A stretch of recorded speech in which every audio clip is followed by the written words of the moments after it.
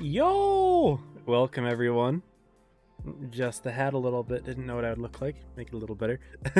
But welcome everybody. This is the second day of PYS 3 for the spring season. Hope that everyone is doing good and ready for some fun games today. We will be watching the team Reggie, if you guys know Reggie. They will be playing today against OnePEX, Elev, and Knox. In bracket number 2, I can go ahead and pull up all of the brackets that we will be watching. So group number 1, finally, Knox does not get the Joker Ponda bracket. Joker and Ponda still in the same group every single time, so honestly, unlucky for Ponda, they keep matching Joker, but I guess that's just how the win rate goes. And Hated is in that group as well, so Hated has taken Knox's place. That's group number 1. Group number 2, we have Reggie in first, then they're playing against OnePEX, then Elevate and Knox will play. And so I think this is going to be an interesting group because I think that a lot of these teams are pretty equal in terms of skill. Like Reggie, Elevate, and Knox are all pretty close in my opinion. They're all top 8 contending teams. I don't know if all of them are going to be able to make it this season, but OnePEX in the mix as well. And this is the group that we will be spectating today. Group number 3, Apex, Straight, and Divinity. This one, I think Apex is, of course, the favorite, but Straight have been playing quite well lately. They actually edged themselves back into top 8 yesterday. I believe is right there as well. Group number 4, 4L, VG, Mixe, and INHO. Honestly, I think this is the easiest bracket of them all because 4L going to have a walk in the park. I don't think any of these teams are in top 8 contention. So 4L having a pretty nice bracket there. And group 5, Origin, SLG, INQ. Of course, SLG, they are in top 8 contention, but they struggled against Origin last PYS. We watched them. They both went to 3-2 sets, so they were all close, but SLG was not able to take down Origin. And they are matched up again in this next day 2. And Inquisition is in the mix there. Inquisition had a nice day yesterday. They actually beat Elevate to knock Elevate out of top 8. And welcome everyone in the chat. See, you've got Wipeout, Ominous, Pickle, Tinker. Caps is in here. What is up, Caps? Haven't touched company here. Yeah, enjoy, bro. Joker's just rolling everybody this season. Tryhard's in here. What up? What up? Yeah. Caps has a lot of catching up to do. Well, hopefully watching today's games may help you with that.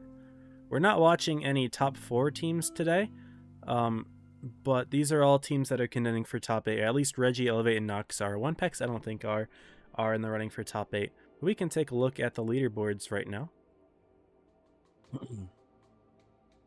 Right now, the number 1 clan, Joker, with a perfect PYS record so far, winning day 1 and day 2 on every PYS.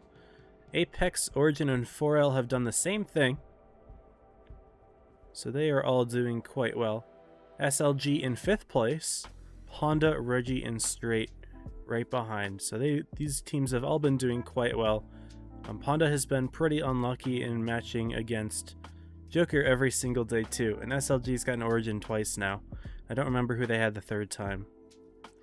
But Reggie, who had a perfect record up until just recently, and Straight just fought their way into top 8 as well. In the running, top 16, we've got Moonmen, Elevate, Inquisition, and Vanguard. So I guess I'm wrong here. These teams are kind of in the running for top 8. And Knox is a little bit behind the rest of them. The reason they are behind is because, again, they've had really bad bracket luck. In my opinion, this is the only team that can complain about bracket luck that much, because out of the 5 days that we've had so far, Knox has been in Joker's bracket 3 of those times. And 2 of those also had Ponda as well, so 2 top 4 teams in the same bracket with this team, so it feels bad. They had a good showing yesterday, though. They took a nice game off of Joker. We weren't able to close it out into a win, but still looked pretty good. And yeah, that is how things are going right now. We're going to go ahead and hide everything, catch up with Chad a little bit. Looks like filling in on the comp meta tanks. Yep, and E5 did make its way back in there. IS4 and IS7 in the mix. Boring Pickle, I would not forget the 60 TP. That's a very important one, as well as some VK72s as well. And Kron. Oh, looks like you did mention it. And Chris is in here. What's up, Chris? Yeah, there's a lot of tanks. Honestly, Caps, I think the meta right now is in a much better state than it has been in a long time. I mean, it's still heavy dominated, but it's more diverse in terms of the tanks used. Like, you won't necessarily see teams where it's just like 2 or 3 tanks just being spammed over and over again, which is pretty nice.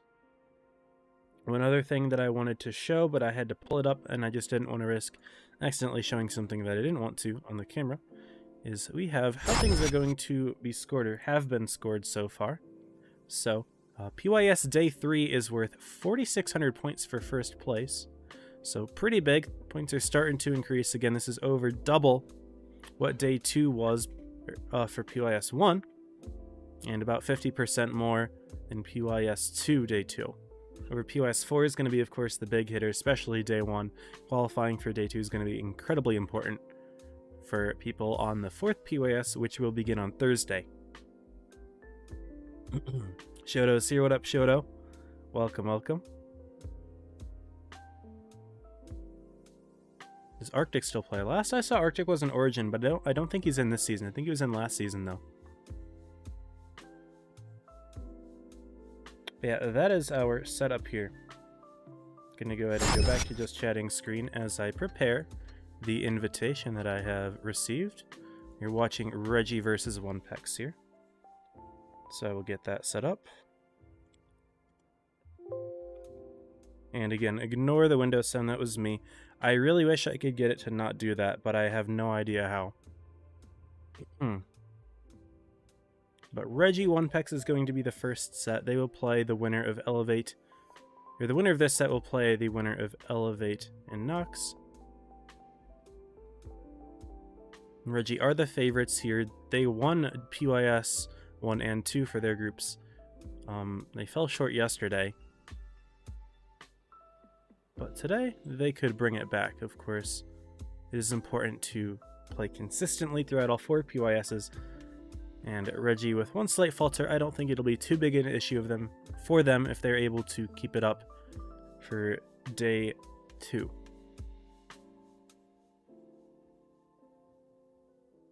Anyway, we can go ahead and show the train. And we've got the beautiful OnePEX fishy logo. And Reggie, this is their logo. I didn't actually ask them if they changed it, but this is the one that I had, and I didn't reach out to them, so I'm not happy with this one. I think it looks really good. But we can see some of the meta tanks are coming out here. We've got the T110E5 in full blast here for OnePEX. Double 60 TP and IS7 in there. I'm surprised we're seeing a Sheridan. Sheridan, not the most common tank that we've seen. Only probably 2 or maybe 3 or 4 battles throughout this entire season so far. But in comes Kanisu rocking one on Naval Frontier. Reggie going to be running a T100 as their light tank. Is Sturv in there for DPM. 2 IS7s for speed. 60 TP for Alpha and the Krons for clips. Usually those are put on top of the seaside. On this map, we're not going to be seeing OnePEX doing that. They could run some E5s up there, though. But that tends to be a spot where hold down tanks try to lock the top area of the map, like the high shelf thing. And I think I already said that Naval Frontier is the map being played. This is just a best of 3 for this set, so only 3 games maximum shall be played. However, after this set, we are going to be seeing best of 5s for the rest of the day. So 1 best of 3 and then 3 best of 5s, which is always fun to watch more gameplay. Now, Reggie are the favorites here, of course, but I believe OnePEX could throw a little bit of a wrench in their plans. It's entirely possible, and I would love to see some competitive games and perhaps even an upset or two, but that's not me rooting for OnePEX. I hope both of these teams do well. Obviously, only one of them can win this set, though. Got some more people showing up in the chat. What's up, Sapphire, Belly, Maha, howdy, howdy. Hope that y'all are ready for this set. We got 45 seconds till it begins. And neither team changing your lineups as well. Do we have any spectators right now? Reggie has 1 player spectating.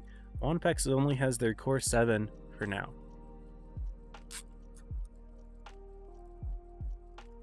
Also, someone commented on my YouTube stream from yesterday that I seemed a little out of it, and I apologize, because I definitely was a little out of it. I wasn't sick or anything.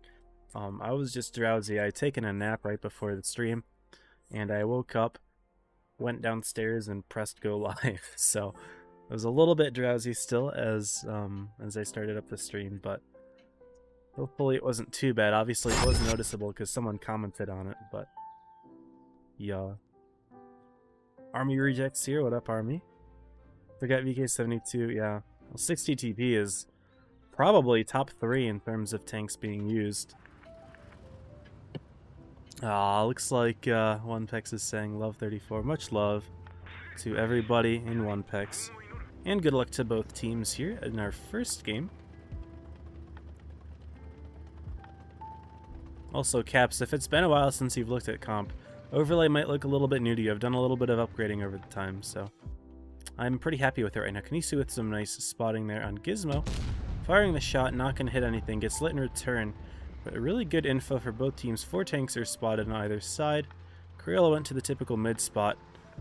Looks like OnePEX is going for a quick B-cap here in the IS-7. Reggie not going to do a whole lot about it. Crayola is actually rotating to C with Gizmo here. OnePEX is also taking the A base as well, sending all of those E5s right in there. It'll be difficult to fight against 3 of them. Of course, this tank very strong, hold down. Got reactive armor as well to take damage when they want to push. And Suwoozy there, the IS-7 did spot several of the OnePEX tanks as they're pushing in here. Ring, hold down, and Milkshake going to be pushing in for a little bit of an aggressive opener here. Who will hit the shot though? Suzy fires. Milkshake's thing shows that it has no ammo, but that's just a glitch. Should be good now. And other than this happening, not a whole lot going on. Chris trying to sneak some shots in there, but not able to put anything into Gizmo. And Matchstick now being spotted in the Kron. Could do something sneaky against Milkshake here, but don't want to poke sideways because you could get 60 TP. It looks like Atomic took a hit crossing up top in the Kron, in the Sturv, sorry. The Kron ones not being used how I thought they would. I thought they'd be up top tanks for Reggie, but they are not being used as such. Also, it looks like Milkshake is being clipped out here by Gentleman. Matchstick also sneaking in some shots as well. Now Gizmo shall push. So Milkshake a little bit overextended there, and OnePEX not really able to support. They've got all of their tanks back in the typical middle perch here, and their E5s are an A. They will put some shots into Atomic back here, and has he been tracked out, or will he be taking another hit? Does get lit on fire here. Will he burn and die? He may survive on just a couple hit points, but Reggie is going to continue their push here, focusing on Chris M first. He is ammo racked. He's not going to be useful for the team much longer. Reggie worrying about putting shots into other tanks now. And Chris M, will he be able to put one more out before falling? Does sneak one in. The hit point sharing is actually working rather well here for OnePEX. They're bringing the caps to even right now, getting the kill on Suzy. So the tanks are even for the moment. However, OnePEX has a lot of low hit point ones over on this side, and Mike, having the majority of OnePEX's hit points, is all the way in the back here. Reggie has taken caps from OnePEX, although at the rate that things are going, OnePEX should still win on them. Chris M missing that shot, unfortunately. He's still aim-racked, and Gentleman will pick up the kill here. I'm gonna hit Turkey Tanker as well, go for a double, but Kanisu falling as well. It's 800 points now for Reggie, so they have the lead. They're also 2 tanks up, but look at all the low hit point tanks, and OnePEX needs to start getting clears. Gainodachi and Mike are all incredibly healthy here. They lose Turkey Tanker as well, so it's 6 on 2. And all of these full hit point takes in the end. Gainodachi tracked, ammo racked, and now it's just Mike left alone. OnePEX really needed to get these hit points in the game. Not able to get the kills at the end, and Reggie are going to be able to take that one just from hit point sharing. All those low hit point tanks at the end. OnePEX not securing their kills, not using their hit points effectively in the end. And that will lead to a Reggie victory. Bit of an overextension. I don't think it was necessarily Milkshake's fault. I'm sure it was a part of the call, but I mean, they just really had no response to when Reggie started pushing them. Or started pushing Milkshake, rather. So pushing without a proper defense of the tank was an interesting strat, but a regrettable one.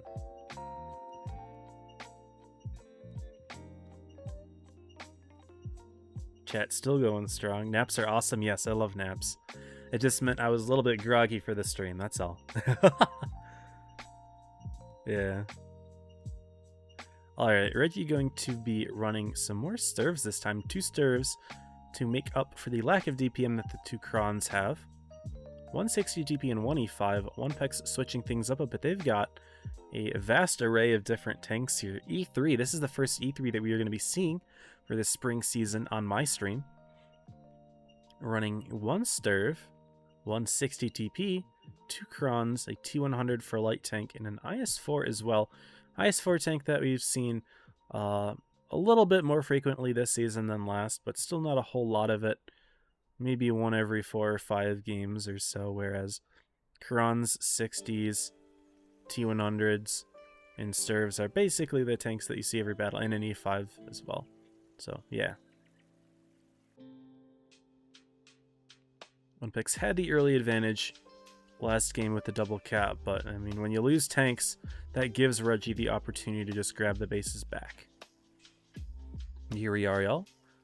Game number 2 going to begin again. This is just a best of 3, so Reggie won win away from the set, where OnePEX will have to win the next 2 in a row to move to the winners finals.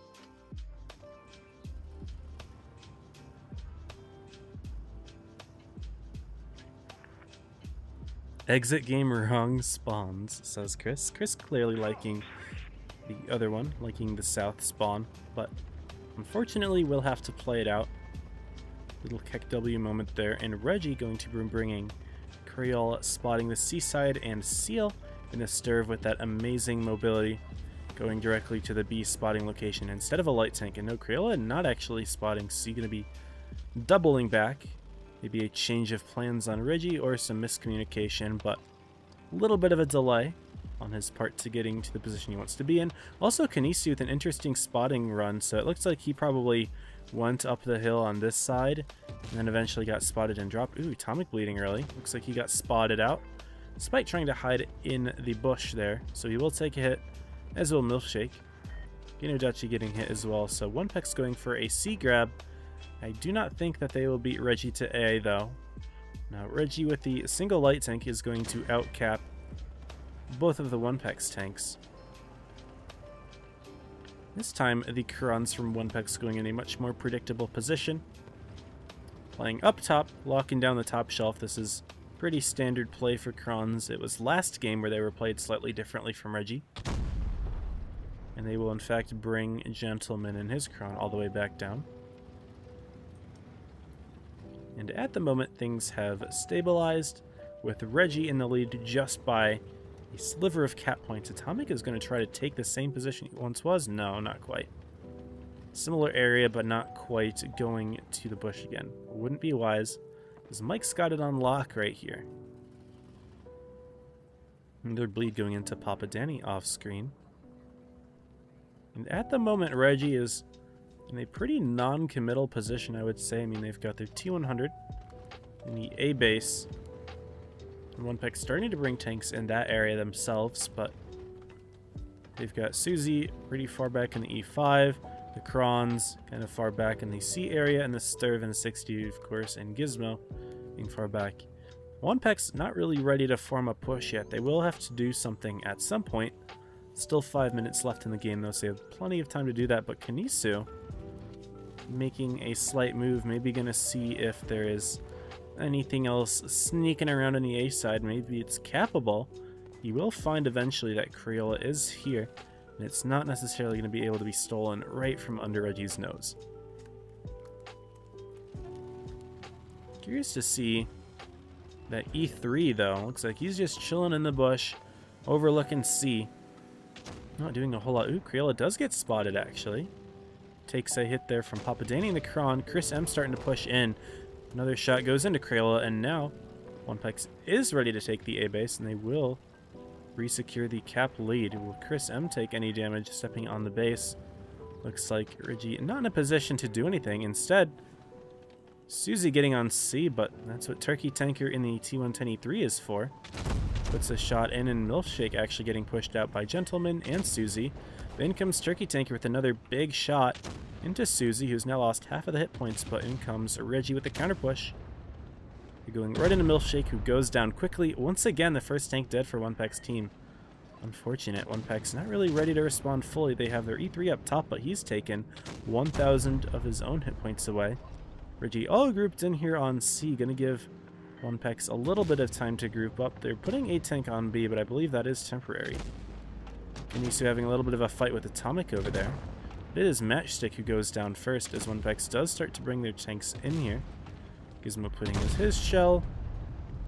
But Reggie are actually down on the hit points here despite getting that early kill on Milkshake. And Gizmo takes another big shot there. That was the E3. Also checking out it is Atomic versus Kanisu. Looks like Kanisu's actually handling the 1v1 here. This is actually extremely challenging for a light tank to do well in because the Sturv has the hit points. Ooh, Turkey Tanker actually gets picked off. Crayola flanked him in the T100 LT. But how is the rest of OnePEX doing? They've got their Kron clipped up. Danny's loading his second shell, and they need to start getting picks here. Gentleman sneaking one in. Gizmo starting to put his shells in, and Chris M seems to be the focus fire target here. Down he goes, and a shell wasted actually for the Kronvons. Kanisu seems to be about to win his 1v1 here, but in comes Crayola to try to pick off Kanisu at the very end of it. However, Papa Danny goes down as well, and we're going to be seeing a 3-on-3 scenario. If Chris M can get himself out of here, that would be useful, but Susie going to be able to sneak in that shot for the kill? No, Susie missing it. Not going for the kill on Chris M. And Seal will be doing so, but will Chris get the kill first? Yes. Crayola going to sneak his way in there, and now Chris M, I'm not going to be able to see him until it's too late. We're going to end with a 2-on-2 here. Mike missing the shot on Susie, but it's 900 points for OnePEX. However, the T100 LT Extra is able to rotate himself directly into Mike. And Genodachi has an empty clip. He's not going to be able to kill Susie. And we've got 940 cap points for Reggie here. All they need to do is survive. If Genodachi is able to get this kill here, 366 hit points on Susie. No, rolling low 288. Means that Reggie's got the cap lead in the end, and they will be taking this game as well, unless Genodachi somehow gets the kill here at the end. Does he sneak it in? No. Susie picking him off last second. That could have gone down to the wire right there. He still could have gotten that shot off if he fired a little bit faster, but just being out reloaded there by a fraction of a second. Reggie taking the second game. And there we go. Reggie able to hold on to that one. They got the early kill again on Milkshake. But a lot of hit points, and OnePEX were starting to bring it back, but Reggie hold on nicely. And Crayola, honestly, the MVP of that one. Susie top of the damage, but Crayola just going all the way around the map. Picking up kills when it mattered. Flanking to help kill out the Sturv who 1v1 Kanisu. Then also, I think not then, but maybe beforehand, killing the T110E3. And then, of course, at the end, farming out that damage, putting pressure on OnePEX, and they were not able to pull it off in the end. So, well played to Reggie. They will be moving on 2-0 to the winner's side. And until the next set comes out at 9:32 Eastern, I've got a little bit of time to play some games, so that is what I will do. What seems like a fun tank to play right now, I think it's going to be the 31er. This is a tank I've been enjoying recently. What's up, Carnivore? Welcome, welcome.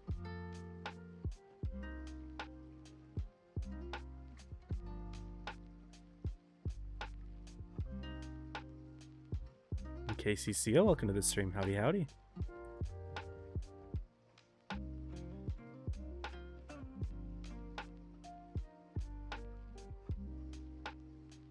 Wait for the matchmaking. Looks like people are still breaking game 2 down in the chat. I do agree with what is being said. But honestly, big props to Kanisu for winning the 1v1 against Atomic. That's kind of big because a Sturv, in theory, can just like YOLO down a T100 LT. That's not an easy thing to do. And Kanisu was probably just kiting him around that rock. Which, like, obviously that's probably the best way to win that 1v1, but it's still not an easy thing to do. I didn't see how their E3 died, though. I feel like that was potentially unnecessary from OnePEX. Because he was just kind of sitting up top in the back, right? Wait, no. He got flanked by Corolla. Sorry, I'm being silly and goofy.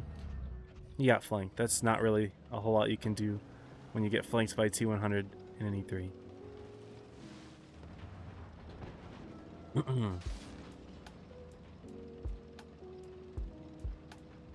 So enemy not playing in the field side means that I am going to have a field day farming out from here. A little IS-8. See if I can wait for him to fire? No. Let me see if he could fire and then I could put 2 shells in. Would have been pretty cool. So who fired there? The IS-8 fire? Interesting.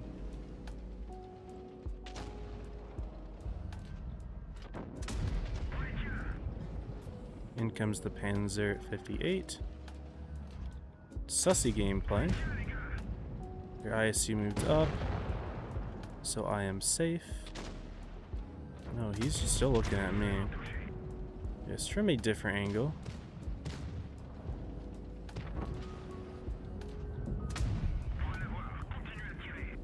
Interesting.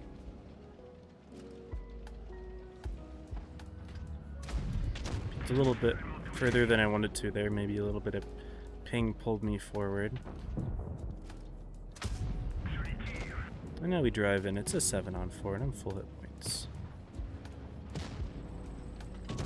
Can't go over those tracks, so I'll go over this one. I say tracks, not stairs. Can't HE this player.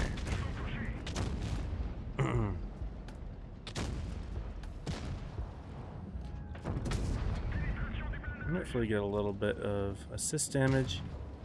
Nice. Bit of a farm there. No one really looked at me a whole lot.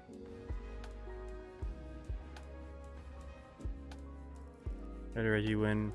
Reggie did not deserve that win. It was a little interesting, wasn't it? Hold on, what's up? I'm seeing a notification. Yo, Eris! Thank you for the Prime sub, Eris. I appreciate you. Very kind. Hope that you're enjoying the stream. Much appreciated. Thank you so much. Also, there were a few follows during this set as well. We've got Knox, KCCO, and Alaskan Red Devil. Welcome to all of you for following. Unfortunately, for these tournament streams, I have to leave everything muted. Wow, that enemy team was bad. I had to double take that. That's a bad enemy team. I did more damage than their top 2 combined.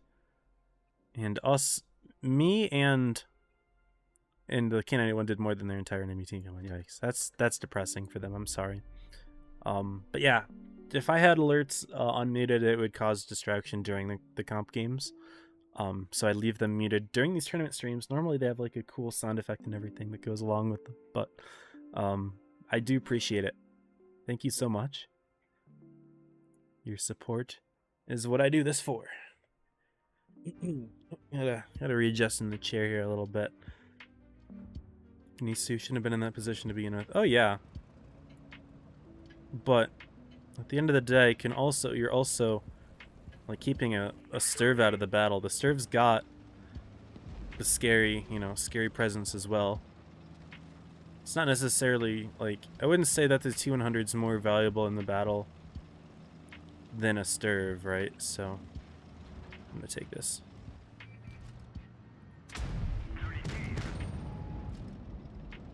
No, Bat Chat, don't sit there. Yes, Bat Chat, do not sit there. Why don't you back up? Back up, buddy. Good job. There you go. You did it. He was just sitting there in the top of the hill, being a little goofy goober.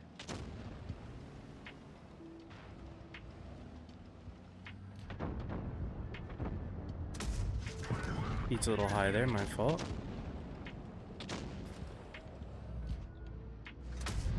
Sneak that HE in. We got someone flanking us.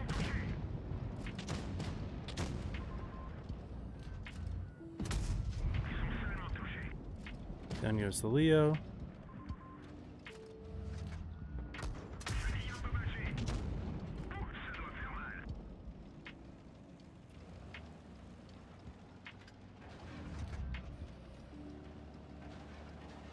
Okay, and I will help out with the Sturv.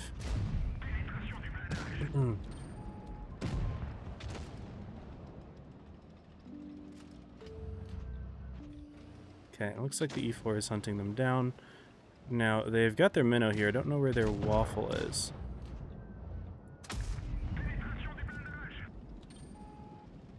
Probably in their spawn. That's an easy guess to make. There's Sherry as well. There's the Sherry.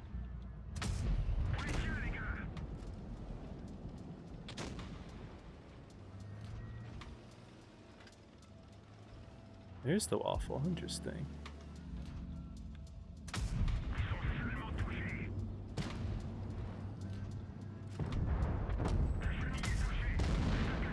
Nice ram on him.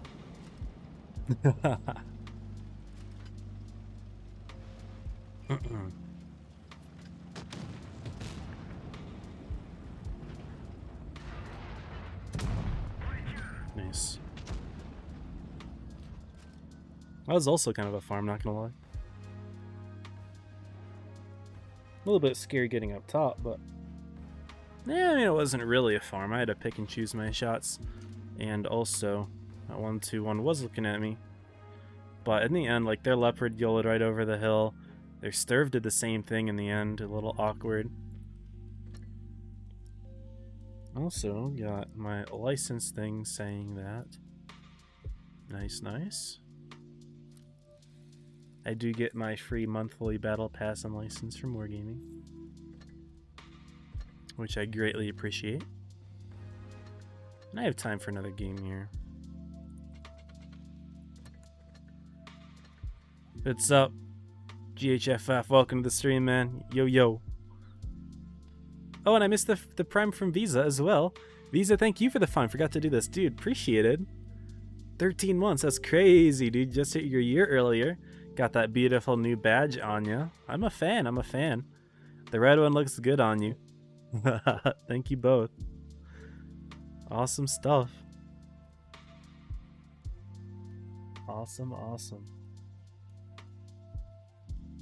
And I could unmute it in between games in theory, but then I would forget to remute sometimes, and then it would distract me during the games to remute it, so I just think it's best to leave it how it is for the duration of the stream.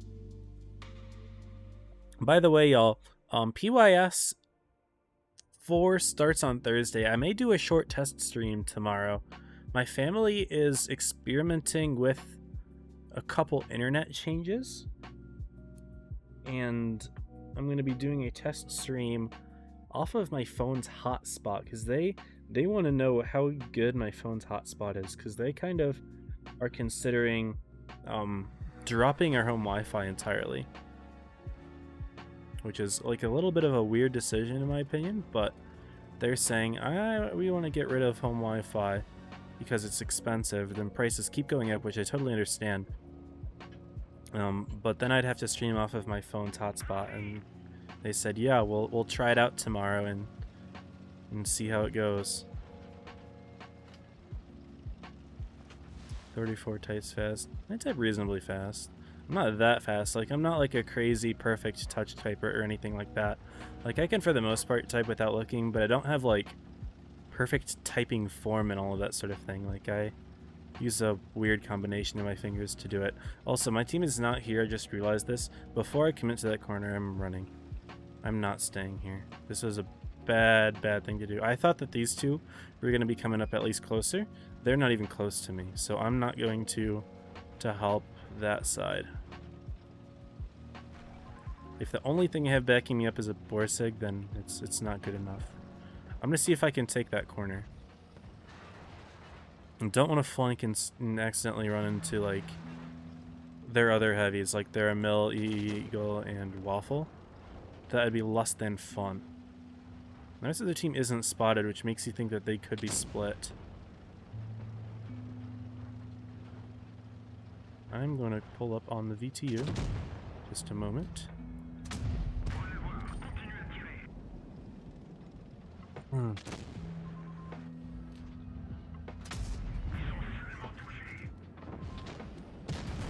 This player's shooting HE for some reason. A great decision on his part. Surely. He missed that, and Mill's looking at me.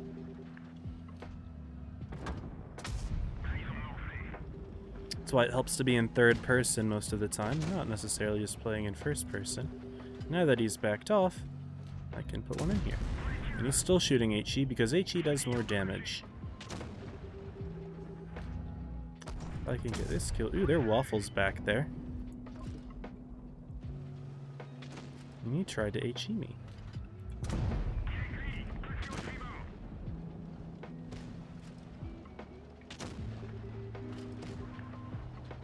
I will push him because he's the only person left on the enemy team with plenty of hit points to farm.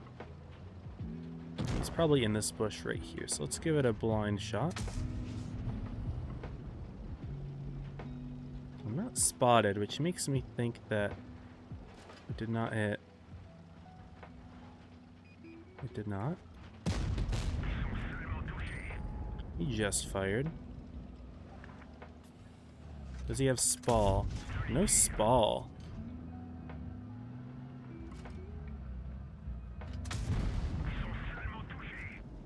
I should have tested that earlier, but that's fine.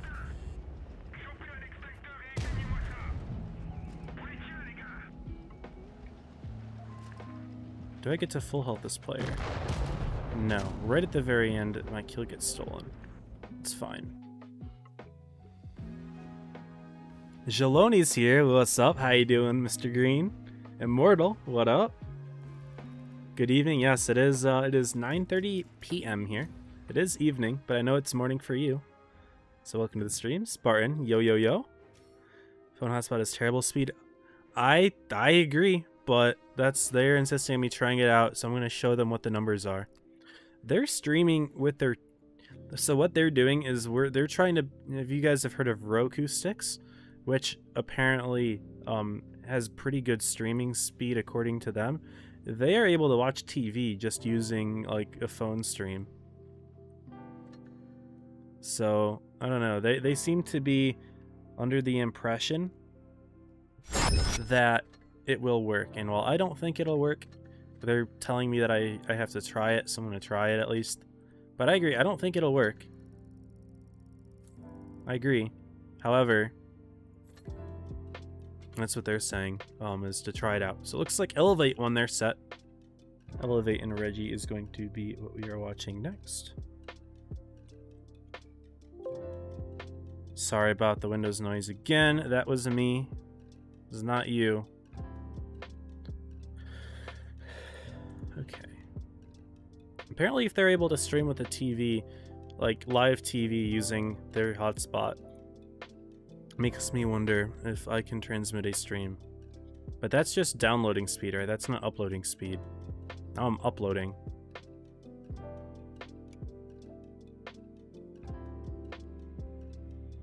Okay. So here's how the brackets are looking right now. That didn't work. Press that again. Okay, so Ponda beat Hated 2-1 though, so Hated did take a game off of Ponda, so congrats to Hated for that. And they will play Joker. Reggie beat OnePEX, and Elev 2-0'd Knox, or 2-1 to Knox, sorry. So Knox took a game there as well, but Elev ultimately did defeat them. Apex 2-0'd MM, Straight 2-0'd Divinity. This set's ongoing. 4L beat Mix. INHO beat VG. Oh, interesting, okay. That's an upset win rate wise and standings wise actually. VG was like 10th, weren't they? I think they were 10th. So they beat VG. Group 5 SLG beat Inquisition 2-1. Inquisition took a game off of SLG. That's impressive. Team that went toe to toe with Origin before. So that is how that's going right now. So no teams are eliminated quite yet because the lower bracket semifinals are what determines that, and those are still ongoing. Those sets started earlier.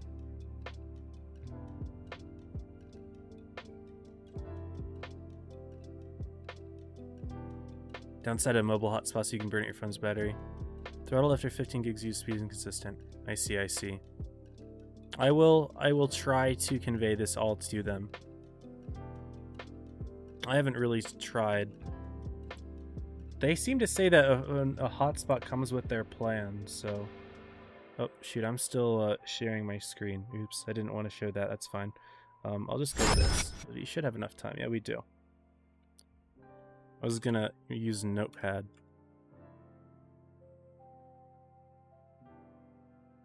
To copy stuff. But yeah. But welcome to the stream, Merrick Steele. Anyway, this is a best of 5 set, y'all, so we are finally getting into our longer sets.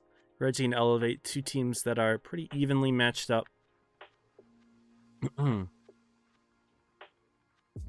Reggie running 360 TPs, an IS-4, IS-7, Kron, and Sturf on Fort Despair, which is our first map. Elevate with a much different approach, double Kron, only 160 TP. Never seen, triple 60 from Reggie. They got an even 100 in the mix, though, a tank that we don't see a whole lot. Typically, when we're seeing these German super heavies, we are looking at the DK-72s, and occasionally a mouse, but not really.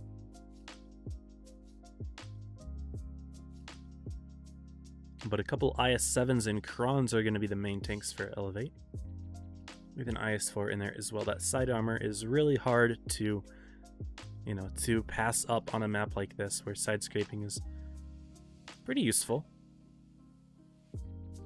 Also, that sound is up. Yeah, makes sense. I don't know if I'll do a full test stream or if I'll just do like a an OBS test, which is slightly different. But right on. Doesn't see YouTube chat, does he? I can see YouTube chat. What's the Dragon Jokey? I can see them both. Do not worry. However, there is a 3-minute delay, so you're watching things that happened 3 minutes in advance to you watching them. So I can read chat and I will do so between games. However, right now, I'm about to start this set here. Again, best of 5 here. So first to 3 wins. So sometimes, a team can get a sneaky win or two and that will end a set early. But now, in these longer sets, it can really determine like which team is playing better.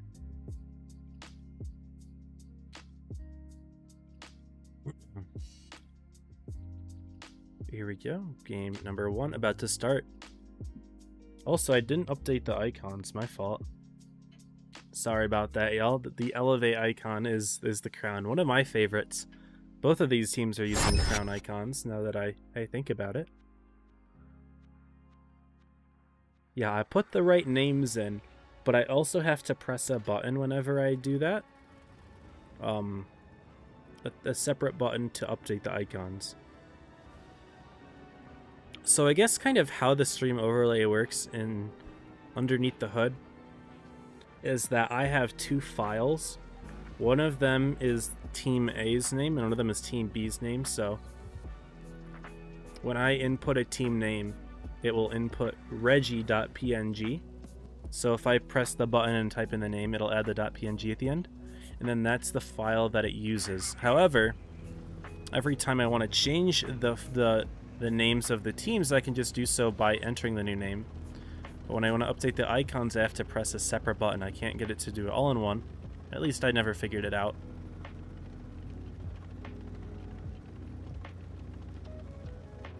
However, yeah, the separate button is what I needed to press. So anyway, I'm getting a little bit distracted here. Elevate going for a hard C push, spotting a few Reggie tanks, and Pretty Little Thing gonna take that first shot from Crayola, so well aimed there. Jetasaur And Rex from Ohio will put one in his matchstick, though he had nothing to return there because unfortunately he was reloading from the missed shell on pretty little thing, which means that the early bleeds were in favor of Elevate there. However, Jensen takes one from Gentleman, who is up on the little nook here. I used to call it the cubby hole. When I used to play competitive, this was the spot that I would call it the cubby hole. But very nicely hauled down place there for Gentleman. The Elevate squad still holding C, not pushing into it though. However, we are seeing B captured by Susie, but takes a big one from Jensen there. A favorable trade for the E100. And in comes Watashiwa and Kaori have their clips ready as well. They will take a moment to ready him up. Jensen aiming in a nice shot there on Susie, who's getting blood even more now. Elevate with a significant advantage. However, they've left Pretty Little Thing open. He took the base, but look at the rest of Elevate. They've fallen back. And I think Pretty Little Thing's goal may be to just slow them down as much as possible. He puts in another shell. Will definitely fall here in a sec to Gizmo. Crayola's just going to push right on through and not even bother with the B side because they are already losing tanks. However, they had a really nice counter on Susie. You can see Atomic farming from the back there in the Sturv K, which is a fantastic DPM tank, and he's just going to be pumping damage into Watashiwa there. Max roll, beautiful. Elevate coming around, though. They're going to put shots into Steel. In come the IS tanks. Seal putting in a big one, but Reggie have made up the hit point differential, where Elev had really good opening bleeds. Reggie responded much better this time, and Gentleman should have a kill here. No, Atomic's going to get the kill on Watashiwa, who literally just sat out in front of Atomic the entire time. Not entirely sure what the play was there. You have to back off. Don't know if he was perma-tracked or what. Jetasaur should be able to pick up that kill. Jensen fighting against a couple of Reggie tanks here. Gizmo going to pick that up in just a moment. And Reggie succumbs to... Or sorry, I meant to say Jensen succumbs to the Reggie forces. Mormiji taking another shot. Seal finally goes down off camera. Sorry, my camera work is kind of bad there. There's Mormon, though. It's a 5-on-2. Things are not looking good for Elevate. Jetasaur will fall here. Now it's just wrecked, left alone against 5 Reggie tanks. I keep flying in the middle of this castle. Very happy that I can fly through it, right? Because camera work would be very difficult if I couldn't fly through obstacles, and that's how I had to deal with things for a long time. But now that I found the mod that allows you to go through them, it makes things a lot easier. There we go. Reggie takes game 1. Elev had really good opening plays, but I mean, they hung Pretty Little Thing out, and I don't think grabbing the C base was worth it. I mean, it was an aggressive game, and you don't need to sacrifice a tank to cap a base. And the game doesn't even have a good chance of going down to cap in the end at all. Right, so they just literally left him to die. And even though Elevate had really good bleeds, that was just kind of their biggest first mistake that they weren't really able to come back from, losing that tank. Also, really no idea why their Kron literally sat in front of Atomic there. Maybe he was permatracked, I didn't notice it, but that seemed a little bit goofy and perhaps slightly silly as well. So, interesting. Logo isn't fixed. Yeah, I did eventually fix it. Okay, cool. Sdoma.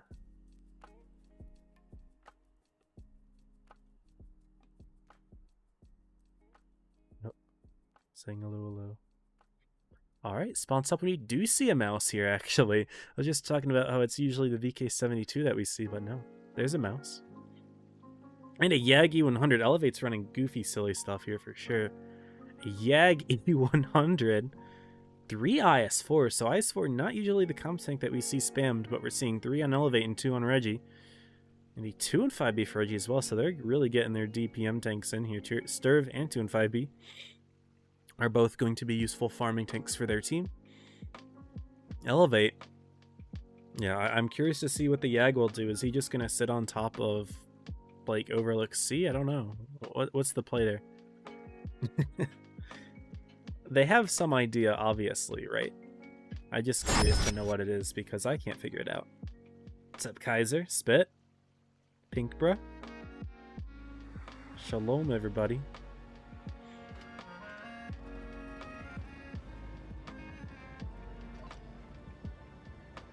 I said C earlier, I meant to say A. Sorry, I realized that. They could put the Yag on top of A, but I don't know, man.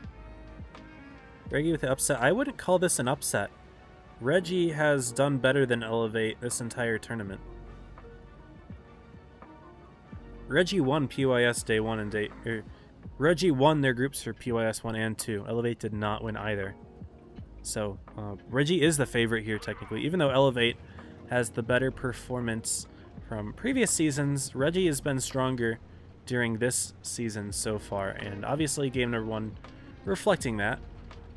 I'm just surprised that we saw such mistakes from a top 8 team from last season in Elevate. However, I guess that kind of shows that maybe the NA server, not the strongest. Once again, they will be pushing the C side. Maybe Jetasaur will play it a little bit more smart than Pray Little Thing did last game, as he's going to be spotting the middle. But that's where Gizmo is about to roll in the mouse. Crayola lights something. He lights Jensen? Jensen got spotted all the way back there. Look at this. He got spotted by Crayola. That is insane. Crayola put one in. Almost snuck a second as well, so... Right away, Reggie knows where the Yag is. He was not overlooking A like I thought he may have, but... Interesting. He's going to rotate himself maybe more over to the A side, or maybe he's just trying to get into position in a different way so as to not get spotted like through this side over here. Don't know. But... damage advantage for Reggie, I suppose, right? If no caps are grabbed for the next 5.5 minutes, then yeah, that'll decide it. Not that that matters at all. I'm just kind of being silly here. Abram's in here. What up, Abram?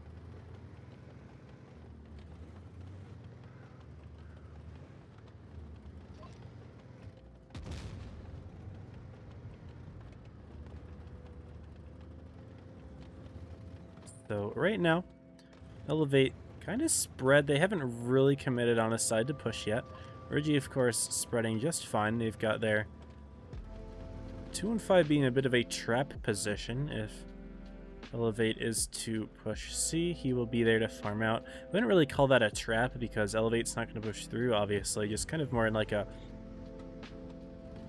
preparatory position here. And Atomic in the same position as he was last game, just the opposite spawn.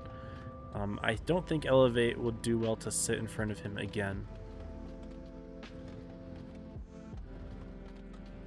Elevate's still not moving. They've got plenty of time. 4.5 minutes. And again, no bases are being grabbed. Elevate a little bit closer to the C base than is Reggie, but still not easily grabbable. Susie's here. Gentleman and Crayola as well. And while Susie can cover the right side of the base looking at it from this position, Crayola can cover the left from his cubby. Looks like Watashiwa getting spotted. Trying to take the A corner in his IS-4, which is a good tank to do it with. It's nice and low profile. Also has good armor to use the rock in the building here as side scraping cover. Yag meta affirm.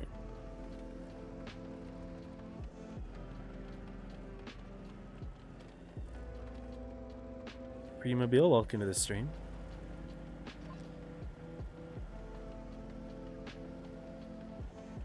So someone pinged at Sector 4 there. Does Reggie think that we're going to be seeing a push there? Or are they trying to ping someone to go there? No, pinging Sector 6, sorry. They think that is where Elevate is lined up. Mormon G is spotted here in the 60. Gun in the air. Trying to cover C in case Reggie tries to grab it, but Reggie doesn't need to grab anything. Can Crayola sneak in another shot? No. Yag's still chilling here. But unfortunately for Elevate, Yag is the reason that they're technically losing right now. I don't think, of course, the damage is going to decide it. And in comes Susie right as I say that, stepping into the C base briefly just to kind of feel out what Eleva's doing. And they see 3 Elevate tanks right here. Mormonji taking a shot there. Beautiful hits from Crayola, who's doing quite well. Susie takes one as well, but Elevate is starting to grab A now, it looks like. I mean B, sorry, not A. I'm being goofy. Pro Little Thing gonna be doing that. Will Gizmo have the reset though? He takes 2 shots of damage. Doesn't actually get the reset into B either. Reggie going to counter that by pushing through, but Susie getting shot in the side there, bled out quickly. And this is where Elevate is mostly stacked up, and pushing into the Yag could be detrimental to them. It seems like they are scared to push that corner. And another tank from Reggie here is just getting bled out by crossing in the side. So we can see Matchstick's position here. Like, Elevate's got 2 tanks lined up. And Reggie's just pushing and getting crossfired very effectively here. Matchstick is actually going to push through on this side as well, try to take Elev out of there. But Watashiwa grabs the A base, which puts even more pressure on Reggie to push. They can't really back up very well, though I suppose Matchstick is putting in good pressure into Pretty Little Thing. Also, Atomic and Gizmo making move, and actually Pretty Little Thing is bleeding out quite significantly here. In comes Gizmo. Atomic 1v1ing Watashiwa. And if Atomic can hit his shots, it'll be good for him, but they're also stopping the A and the B base at the same time, which is very effective here. And Reggie has found the weak spot, actually, in Elev's strat here. They're not going to push directly into the Yag, but rather doing so through the courtyard area, and Elevate not quite ready for it, but big shot from the Yag and a Matchstick. He's now on 330 hit points. How are the 1v1s going on this side? Watashiwa still holding on to the A base, doing well against Atomic, but may not win that 1v1. Pretty Little Thing may not win this 1v1 either. Both bases are still being stopped. Down goes Rick from Ohio, as well as Seal. So Elev and Reggie still in a 6v6. I take it back. Down goes Watashiwa on the A base. But Matchstick falling in B. And Elevate has a little bit more play here. Jetasaur should be able to pick off the kill momentarily. Gizmo actually also loses the 1v1 in B. So B stays for Elevate. And they're actually able to stop the C base as well. Gentleman will fall here in just a moment. Jensen gonna have to turn himself around. It's a 5-on-2 scenario. And although Atomic did win his 1v1 and can help farm a little bit, not gonna keep Susie alive long at all. Down he goes. And Elevate able to equalize this one out. Reggie getting bled extremely hard in their push through the C base was a failed push. Elevate was ready for it, and even though Reggie did find another way through, in the end Elevate held on to their tanks, got the kills. And the Yag actually did scare Reggie away from their push and kind of stopped them dead in their tracks. Didn't do the most in terms of damage, in fact did near the bottom, but the scare factor isn't really something that you can quantify. Also, what did I just see? Maburik with the raid from 19 players. Welcome, everybody. Maburik, thank you for the raid. Welcome. Oh my goodness. Maburik, thank you. Everyone go follow Maburik. He is a German streamer. Streams this game in German, as well as a couple other games. Yes, thank you so much. I wish that I could thank you in real time. There's a 3-minute stream delay, of course, for the tournaments, but welcome, welcome. Good to have you in here. Much love. Yeah, everyone in chat, y'all should go follow Maburik on Twitch. He's great. He's a German content creator, is a part of the official CC club now. Exciting news. Anyway, back to the competitive set here. It's tied up 1-1. The map will now go to Dynasty Pearl, a much heavier map. Probably the heaviest map that we have in our competitive lineup here. Rotation of maps. And Reggie is going to be running double mouse, double VK, triple 60. So earlier I was talking about how the meta is diverse and you tend to see less tanks spammed. Well, this is a map where it's just super heavies for the win, right? And Elevate showcasing this with 460 TPs themselves, although a little bit quicker having an MLE IS-785 in there. So a more flexible lineup, but Reggie's going to have that alpha damage, man, and that's going to be... It's difficult to counter alpha damage because if you take 4 shots, you die, right? So you've got to be a lot more clever. Because you can put in 2 shots for every one that Reggie hits, but Reggie has to only work half as hard here. But thank you so much for the raid again. I appreciate it, and I hope that everyone who's joining the stream enjoys the set. Welcome, welcome.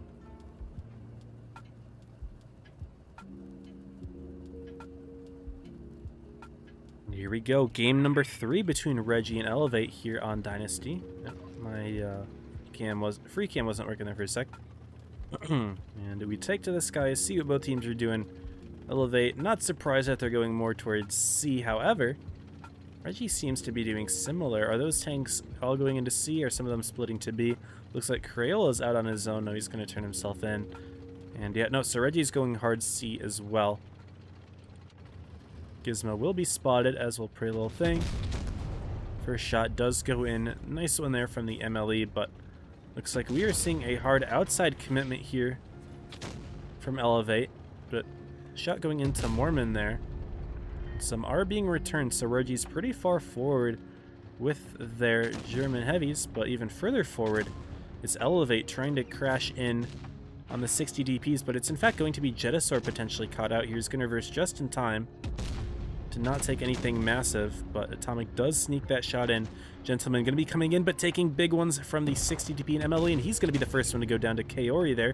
And Jetasaur is still alive in his possession, not quite getting pushed out. Susie going to take a bit of a detour to do so, but not before losing Matchstick as well. Atomic, the next target from Elevate, he's in the middle of several tanks. And Reggie just not really ready for this one. They kind of came in at different times. You can see Susie still in the back, Seal just joining the fight, and Crayola on the outside and a Mouse. You want to be in the middle of the fight here. And while he did get the first kill in Jensen, the massive gun advantage right now is for Elevate. However, yep, down goes Susie. It's a 6-on-3. I was going to say, however, there's a chance to bring it back as hit points aren't too bad, but now it's just a 6-on-2, and it is just the Mouse with all of those hit points. That is why it looked as close as it did in terms of hit points, is because the Mouse are just these giant sacks of hit points that aren't really worth shooting at all. And the goal of the Mouse, of course, is to always get in the middle of the fight and soak the damage. But as you can see, both of the Mouse were just full hit points in the end. They didn't soak damage at all. They'll focus the tanks that mattered. And now you just have these two giant tanks with horrible DPM, horrible gun stats, horrible mobility, horrible flexibility, and just kind of became liabilities for the Reggie team in the end. I love playing excellently around the heavies, and although it looked like they may had overextended with the IS-7 originally, Reggie's tanks were not flexible enough to punish that mistake.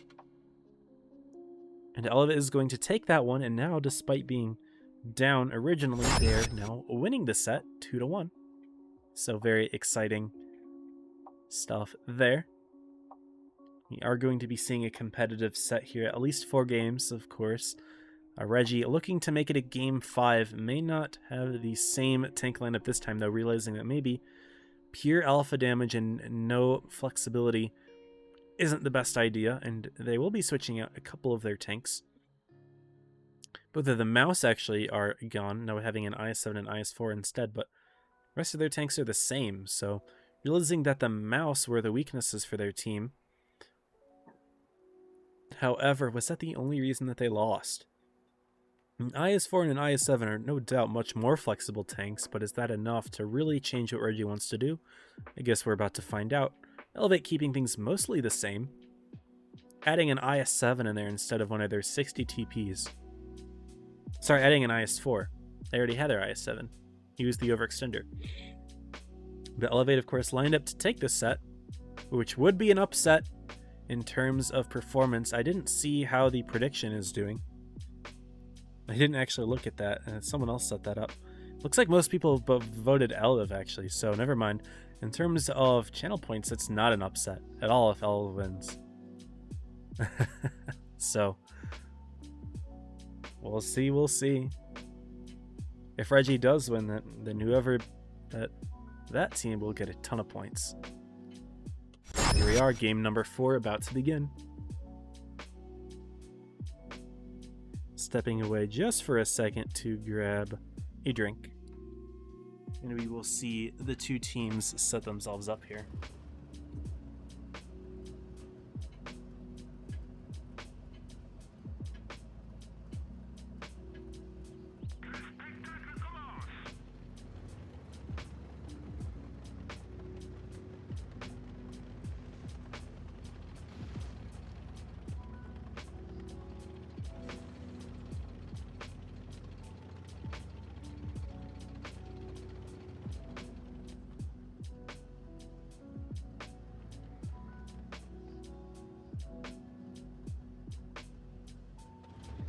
Sorry about that. That was a little bit longer than I thought it would take. Elev is again committing towards C. Reggie a little bit more split this time. I have a couple tanks here, and Erect may take some hits in the crossing. Takes one from Gentleman. The Elev has claimed C better, however, this time looks like we're seeing a trap play from Reggie. No matchstick and is going to get spotted. Elevate is going to be aware of Reggie's little shenanigans. However, Reggie does get one advantage, that is the A base. They are now up on the caps. And Jetasaur going to grab C for Elevate, but they're pretty dug into C. It's going to be difficult for them to push out of it unless they rotate back into their own spawn. And Susie on Team Reggie is going to try to spot that out before anything crazy happens. In terms of what Reggie's doing, it looks like they've got most of their tanks kind of lined up in the town. Gentleman a little bit disconnected, but Atomic is right there to help. And again, the double 60 TPs from Reggie right back here are ready to support as needed. Bit of a mistake from Matchstick getting himself spotted there. That could have been a nice trap for Reggie, but kind of giving that one away, and now I'm sure that Elevate will be a little bit suspicious of things. Well, they started to rotate themselves back with these IS-7s. Mormon G going to get himself in a position as well. Good shot from Gentleman. A little bit of an HE into Jensen's turret, most likely. Now, how will Elevate push this is the question. Now that Reggie has the base lead and are playing this a lot slower, they can be scary to push into alpha damage. Gentleman takes a big shot, though, from Jensen. That was nearly a max roll. What, 720? Is that what it was? Big shot there from my tank with only 600 average. Shouldn't say only because it's still a good amount, but you know, it's not a 700 health gun. Also, Fatnum, welcome to the stream. Howdy. Good to have you in here. Also, gift sub from Shoto. Yo, thank you for the gift sub. Appreciated. Merrick Steel, enjoy your sub. Much love. Welcome to everybody. Not a whole lot of movement here from either team right now. Reggie still set up on A. Actually, no, I lied. Their 60 DPs are no longer in the trapping position. They are more or less looking to defend a C push, which which Elevate does not have lined up. Ooh, sneaky shot to Atomic there. Jensen putting another big one in. And starting to soften Reggie up a little bit before the main event, being these 4 tanks here for Elevate. We do have Watashiwa pretty far forward for Elevate over on the C side. He will probably be a little bit of a distraction. And if Reggie's able to commit maybe 2 of their tanks there, Elevate should have the advantage for the main push. It would be a nice thing if Watashiwa would be able to hold 2. Elevate still not moving. Caps just hit 700 now, but Mormonji gets spotted. In comes Jetasaur, wrecked, pretty little thing, but big shots into wrecked. And Mormonji. Reggie, we're very much ready for this push. Mormonji taking yet another one, and now it is Mormonji who is all softened up. Wreck takes another shot in the crossing, and all of Reggie's tanks are here and ready to go. Get myself a little bit faster of camera speed here. It's hard to pick a particular event, but it looks like Elevate started. They did grab the B base, but now Watashiwa pushing in from behind. Reggie putting 2 tanks here on B to push out Jensen. That could actually give Elevate some nice tank advantage in the main push here, but actually Rex from Ohio is very weak here, and Susie should be able to pick him off. Jetasaur going to lose this 1v1 to Gizmo most likely, unless Reggie can make it a 2-on-1, which they won't most likely. But big shot into Crayola. He actually goes very low, but Seal the first tank to fall, and Reggie, despite getting some really good opening bleeds, are actually not looking too hot now. It is Gentleman who is on just a fraction of his hit points, misses the final shot there, does not get the kill. He goes down, but so do Mormon, G, and Jetasaur. Sorry, it's hard to see exactly what's going on in this game. I apologize. There's so much going on in every different area. Pretty little thing falls, Crayola falls. In the end, it's a 4-on-3. Reggie still have the advantage, but it's probably going to come down to caps unless Elevate's able to sneakily get a kill, but Gizmo kiting as best he can. Kaori won't even be able to get the kill with a max roll. Watashiwa puts in the shell, and Kaori needs to get it, but not going to have the time. No, just not in time there. If he had just an extra quarter of a second, could have taken that. Or not taken it. I don't think he would have won the game, but at least gotten the kill and extended a little bit. Sorry that I didn't catch a whole lot of the action on camera. It was just kind of a little bit of everywhere, right? And town fights like this are just a massive mess in general. It's hard for me to click on the right tank getting shot because Elevate came in from all over. Reggie counter pushed and through C, or through B. And yeah, Kind of crappy camera work on my end there, my bad.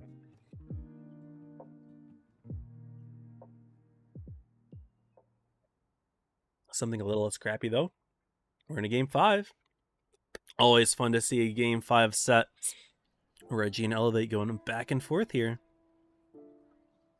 And the deciding map going to be Alpenstadt.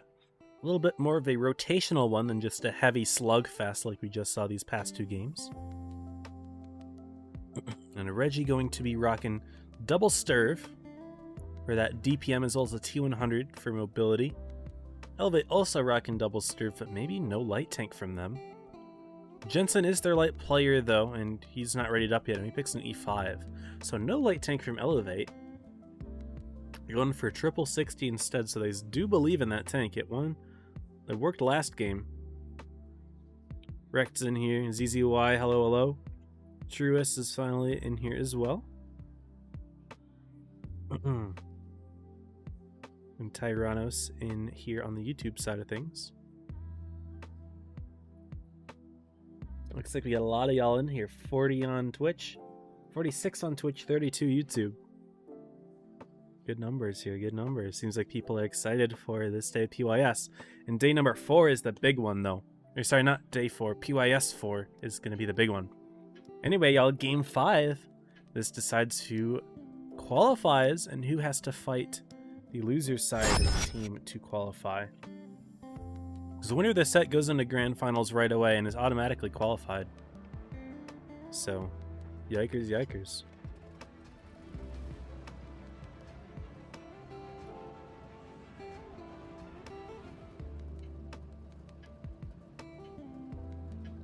Also, thanks Fatnum for following on YouTube.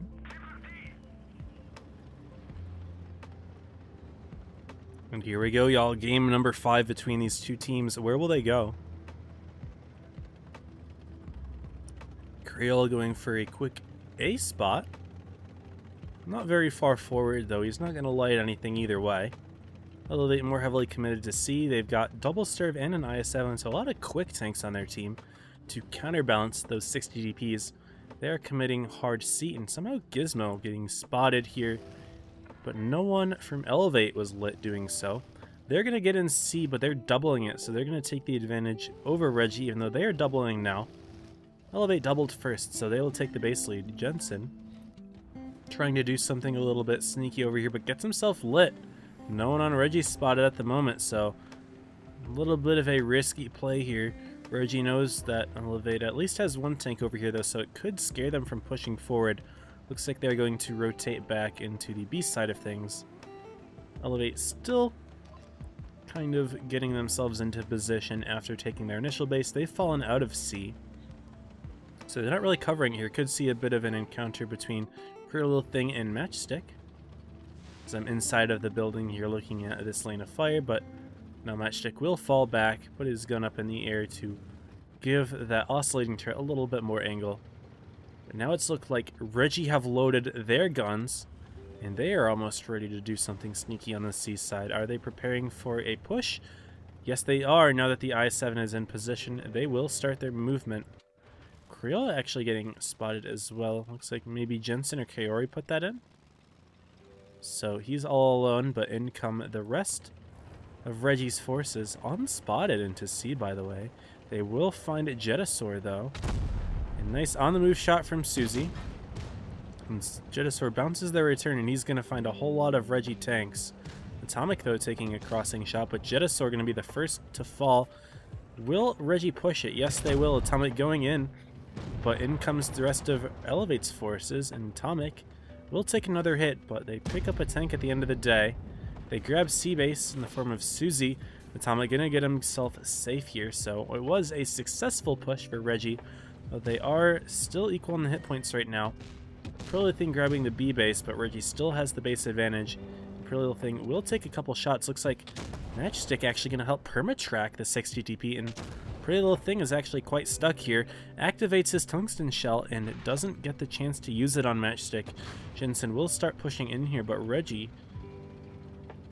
have a pretty big advantage right now. They are up on caps. They're about to reach 800. Hit points are still not too bad, though. In fact, Bella's starting to pull them back. They've got the better shots connecting here. Despite being down a tank, they are up in the hit points. They just need to make something happen with the bases, and in comes Watashiwa. Big shots are coming in, though. Reggie starting to push into Mormon G despite being up on the points.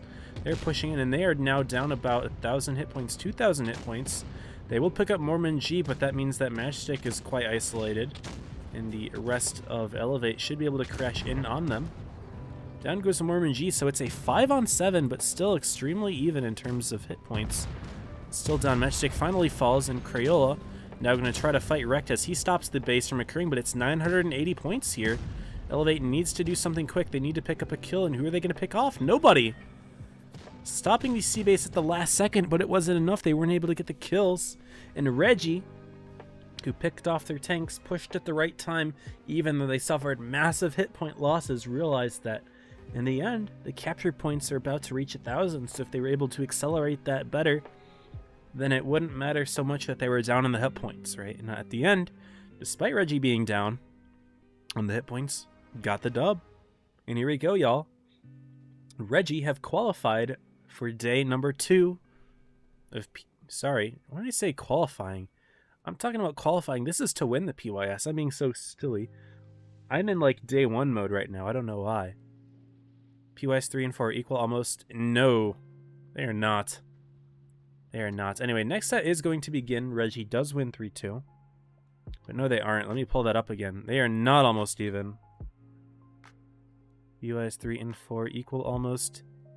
Not at all true. Look at the diff here. This is almost 3,000 points difference.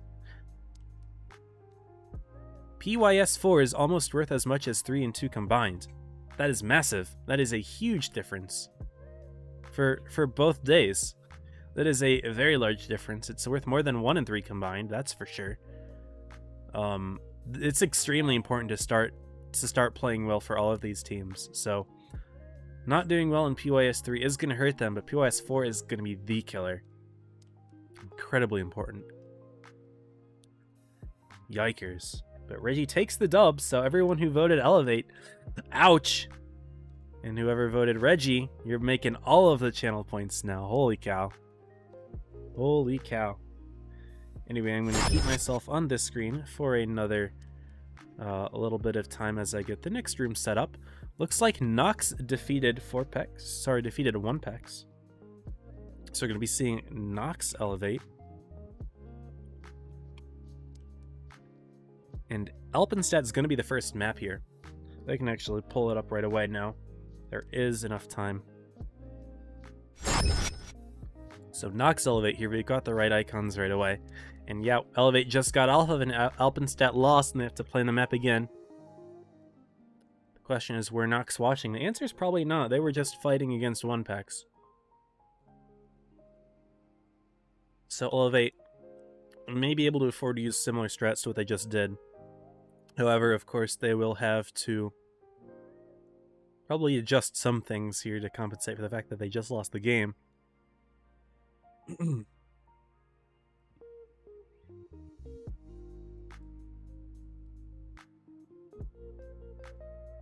But yeah, this is pretty big, y'all. Getting the difference between second and third, which is what this set determines, is significant. And it's how many points difference here between second and third? It's 1,100 points, which I guess isn't massive, but still.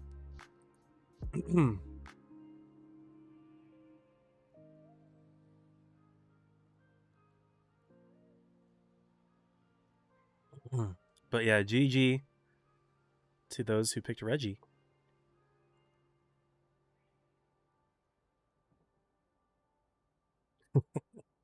Prediction result is Reggie. Yes, let's go.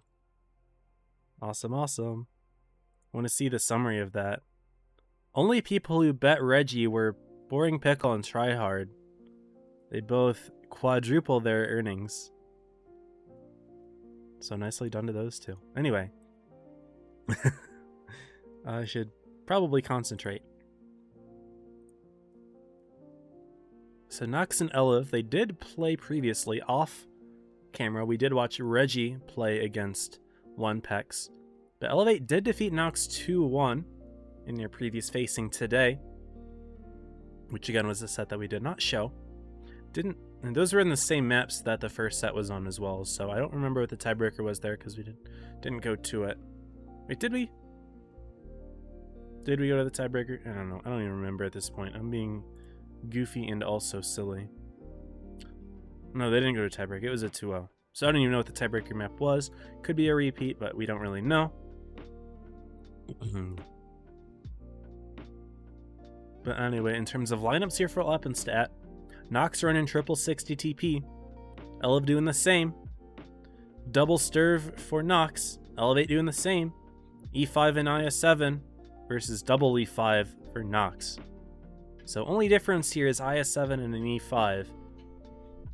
So mostly similar lineups. The question is, how will the two teams play on this map?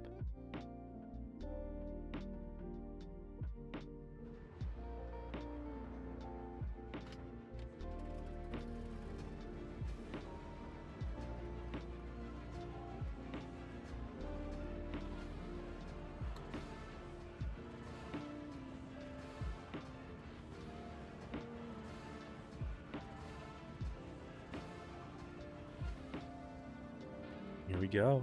Game number 1. Best of 5 here again, y'all. Best of 5. Will begin. Is IG and his Cobra Blue. Yeah, that's T-Dub.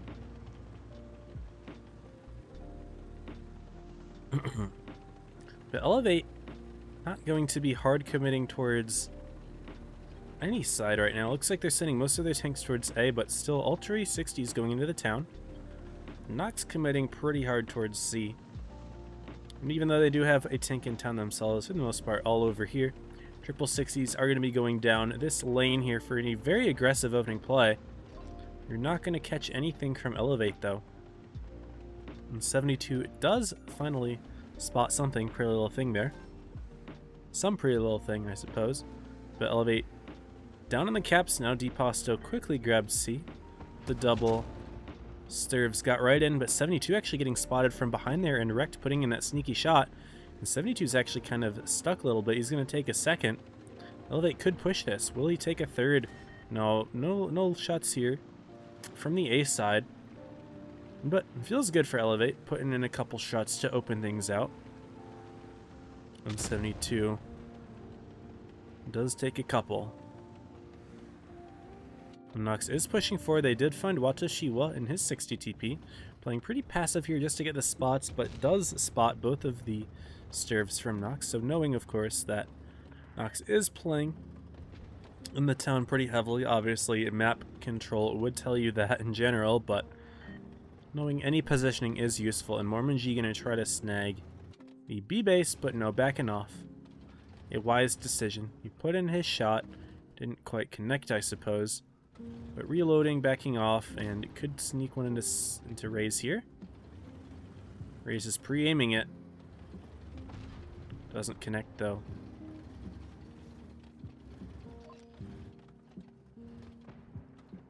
Now it's Sniped Ya getting blood here, so it looks like Elevate still full hit points, but having put 4 shots in, 5 shots into the Knox team. Kaori farming pretty nicely here all the way in the back with the Sturv K. And if we can get more spots here from Elevate, yeah, these Sturvs are actually in fantastic positions to deal with Knox. And Knox isn't even spotting them right now. They have no way of doing it with these buildings in the way. So if Elevate could just keep getting spots, right, they will do well. However, Knox is going for a bit of a counter push here, and they put one into Jetasaur. Now the Sturvs will get lit soon. Well, Zach is going to be getting right in, but he could get blood in the side here. Yeah, ooh, shot bouncing for him, pretty little thing actually. That could have been pretty bad, but Knox is committing more tanks to the counter push that allows Elevate to grab B, however. Jetasaur driving in could be a bit of a mistake. Overcommitting here. Definitely an overcommitment. Yeah, getting shot by Sniped Ya, Deposto, Balzac, and the E5. He's going to be able to pick up the kill though, so mistake from Elevate doing that, and they lose their tank because of it. Once again, Jetasaur just getting caught out. And now Elevate's running their Sturvs away. Knox with the effective counter push, and Elevate still all in the town here. A little bit slow to respond. They're still up on the hit points by just a little bit here, but they're down a tank entirely, and that's no good. But big shots into Deposto, takes 1,200. No, he goes down. The Sturv's able to pick him up. Knox needs to start pushing. Mormon G is ammo wrecked here, and it looks like Knox is taking advantage of this, but unfortunate there. Both of the Knox shots missing per little thing. And Mormon G going to try to put another one into Snipe. Yeah, he does take one. Knox going for the counter push, but now Elevate finally is responding well.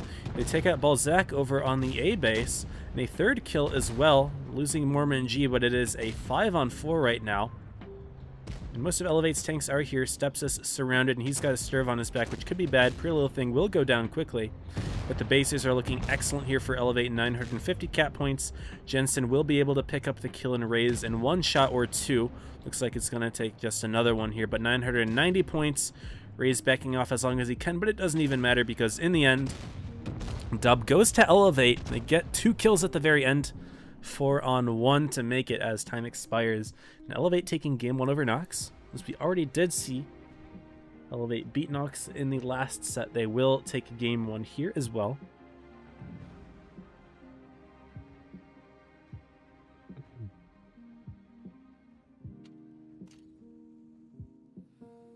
So there we go, game number 1 to Elevate, and the Sturv did excellent there for Elevate. Carry farming 5.3. He just basically shut down the entire Knox team because he's right behind them from a distance farming. Also, did I miss something? No, I didn't miss anything. Okay. Thought I missed a notification or two. But, welcome to everyone who is tuning in today. Maybe just tuning in now. Game number 2 is going to occur on Alpenstedt as well, the spawn swap. And this time, Knox has the spawn that they used for their boost strat, but are they going to be doing the boost here on Alpenstedt? We saw them take Joker game with it, but will they do so now? That is the question. They're taking a while to ready up. Elevate's already readied up, and they've got a Yag in there again. Yag worked for him, I suppose, on Fort Despair, but will it now? So Knox is going to pull T100 LT. Not a bad decision. Their mobility definitely... I should say that mobility would be a useful tool considering how they lost last game, not really having a good counter to the Sturv camping positions. So mobility could be useful there, spotting those tanks out and preventing them from just sitting in the open and farming. Could be useful for Knox. Elevate, again, I don't know what the Yag is going to do, but they've obviously got something lined up for it. Could be useful for just corner peeking in the town, I suppose, but I mean, not having a turret definitely hurts the corner peeking chances. It's just that raw alpha damage that could make up for it. But they've got a couple IS-7s to Sturv themselves. Still keeping 2 of those.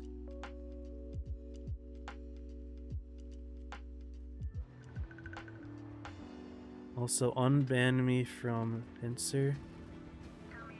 You got banned from Pincer. No, pinged him and he banned you. Lol.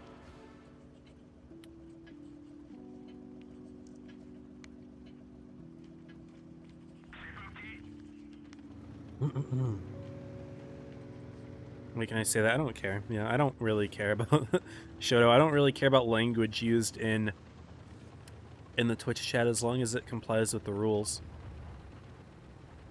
But NSFW stuff, not super big a deal. Knox is going to be hard committing towards A side. Ella doing the same actually. They're trying to take their IS-7 directly into A, but the double Sturv K from Knox are actually going to be able to take the corner. First shot goes into Rex from Ohio. Whalelegs takes one as well. He's in a pretty far forward position himself. But Stepsis from Knox, backed up by 72 CW, are going to have a nice hold of the B base.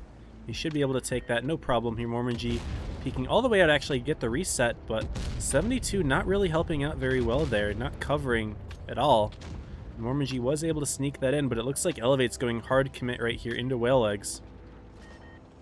He's taking some shots. Watashiwa's taking shots. Balzac all the way in the back. And a couple punishes from Knox missing on Kaori there. 3 shots missing. The unfortunate plays there from 72 means that Knox takes a while to get the B base, but they finally do. But 72 needs to get himself in the fight here. He could push against Mormon potentially. Stepsis is doing it. Takes another shot, but he goes in. But now Elevate's going to respond themselves. Ooh, looks like they also have Rays coming in from behind. Sorry, I flicked my camera a little bit too hard there. They do pick off Mormon G Prilithing is now here to put in his clip, but Knox can start bringing in those stirves in just a minute here. Erect from Ohio already taking some damage. And in comes Knox with all of their tanks. They just need to get the stirves in the battle. They're full health tanks. They need to get in. They lost whale legs. They're going to be driving in on Wrecked from Ohio and potentially could get bled in the side. Nah. Olive is too busy worrying about the 60s into E5 here. But it's not, Deposto and Pipe need to start putting in that damage soon. It is a 6-on-5, so Knox is down a tank. They do get their kill, and now they are up actually, getting that one as well. 72 is Amarak though, and Raze is trying to do his best to put in that damage. Now Deposto and Pipe are actually switching targets here. Pipe is going after Watashiwa to get the kill, but Deposto will fall himself. Balzac here to help out.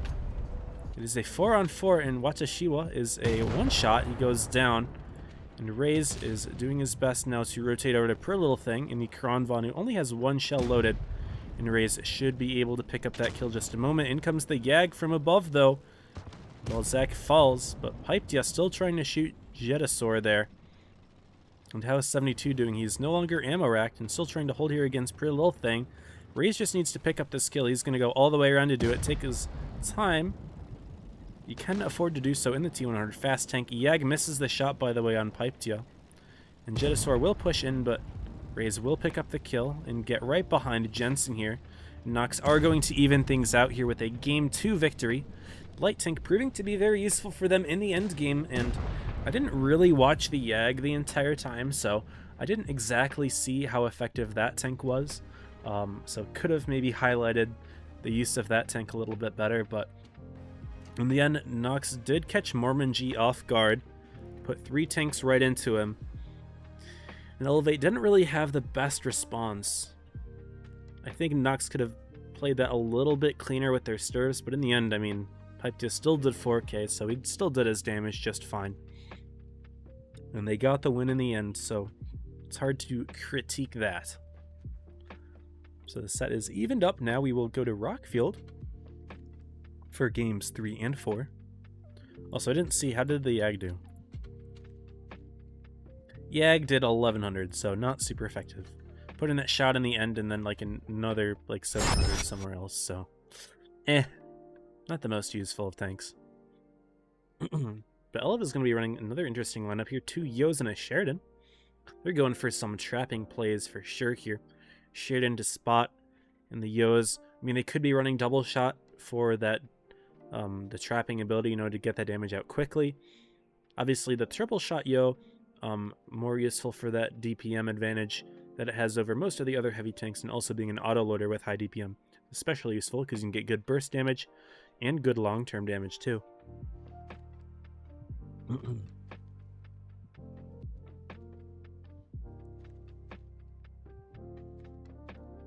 Calm down before 34 takes my mod. Oh god, oh fuck.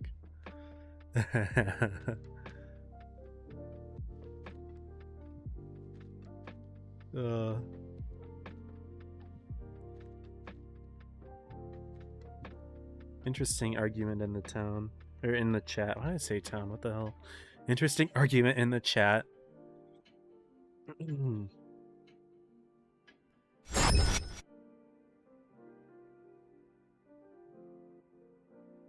Shouldn't be surprised that Knox is doing shit. I mean, they evened up the set.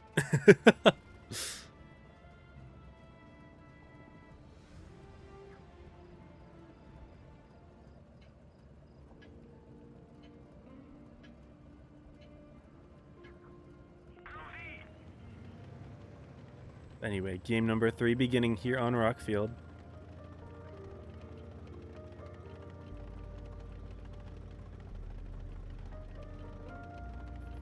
It looks like Elevate mostly committing to C, but they do have that Sheridan, so he will be playing more towards the A side with a bit of a spotting chance here. He actually spots a lot of Knox tanks, gets lit himself, so he's going to drop down. But Knox does not have the light tank, and the light tank is a useful thing to have on this map, I would say. Pretty nice for rotations. Pipedya takes a couple shots there from the double E5s that Elevate is holding out on the C side.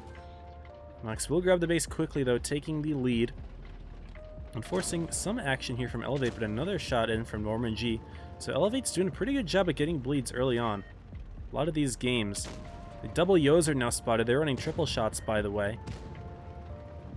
Watashua firing a shot, instantly reloading the clip. But Knox is going in for a heavy push. Balzac has also gotten called out in the middle here. Looks like Sheridan and Kaori are also going to be able to put shots in there. I want to see what these Yos are up to. The Knox push here. Tanks are getting clipped out, although the Elevate team is starting to miss their shots, and Mormaji is just way further forward than the rest of Elevate. He needed to back down a lot faster. And Ray should pick up the kill here. Redleg's actually doing it instead. Balzac does go down in the B base, though. And now the Yos are here and ready to start putting in their shots, but they need to hit them. Jetasaur and Watashiwa have been missing quite a few. And Knox does have the extra tank here. Watashiwa taking big damage there. Rekt coming on in, but Stepsis getting bled out as well. Jetasaur does pick up that kill. Pyptia quite low in his push as well. He's not able to commit for Knox as well. Doesn't matter though, Knox does have the tank advantage until Jensen comes in. And Pyptia actually getting picked off from Weird Little Thing coming in the rear here, but oh, that was a big Amarect into Rekt from Ohio. Didn't see how much damage it was, but always interesting to see that icon show up. I didn't see how much the hit points was. That actually changed things. I thought Elevate was looking really good now. How much was that hit point, Amarek? Benson takes some damage here, though. It's a 3-on-3 scenario, but full clip here from Ella. They're starting to be ready to put shots in, but Ray's puts in the shot. Jensen's just got to unload his clip. Jetasaur unloading into Luffy here. What was that ammo rack? That's got to change things. I thought Elevate was looking really good, and then I looked to something else, and boom, Rick's got destroyed. And all of a sudden it's a 3-on-1, and it's Pretty Little Thing running away against all of those players. How much was that ammo rack? How much was it? I don't know. Pretty Little Thing puts in a shot. There's not a whole lot he can do. He's not really trying to run. He's just seeing what he can line up on Ray as Luffy does get spotted. Pretty Little Thing is likely to try to go for that kill, but doesn't get it in time. Jeez. How much was that? I really want to watch it back on my own stream when it shows up a few minutes later. Also, gift sub from Tryhard. Thank you for the gift sub, man. Missed that.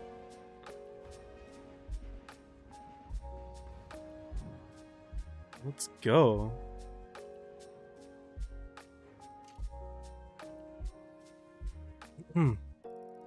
Don't know what I just did.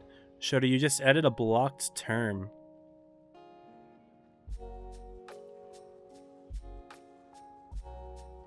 Let's not do that.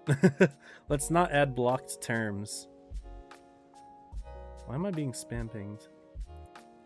Sorry, y'all. I am distracted. Twitch chat's going crazy. My Discord's going crazy. I'm trying to see that ammo rack will happen again on stream, but I mean, Knox takes the win there. They're going to be up 2-1 now as the spawns swap here on Rockfield.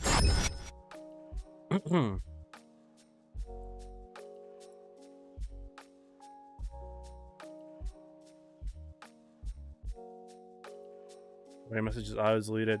Yeah, Shoto added a blocked term for some reason. I don't know how or why.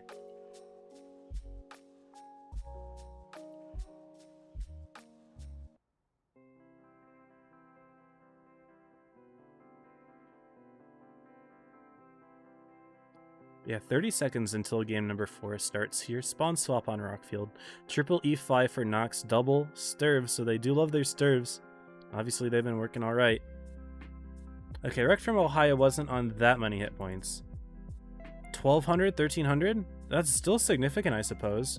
Yeah, 1,200. He was... Oh, his Amarak was broken and he never fixed it. That's what happened. Okay. Yeah, 1,200. 1,200 was the number. Interesting. Okay, so that actually is somewhat significant. He was ammo racked like already, like it was damaged, so not like a huge blowing my mind thing. Something I didn't catch during the game, but now watching it back I can see it. So that's like, it hurts Elevate, but he wasn't going to be that useful with the Amrak damaged anyway.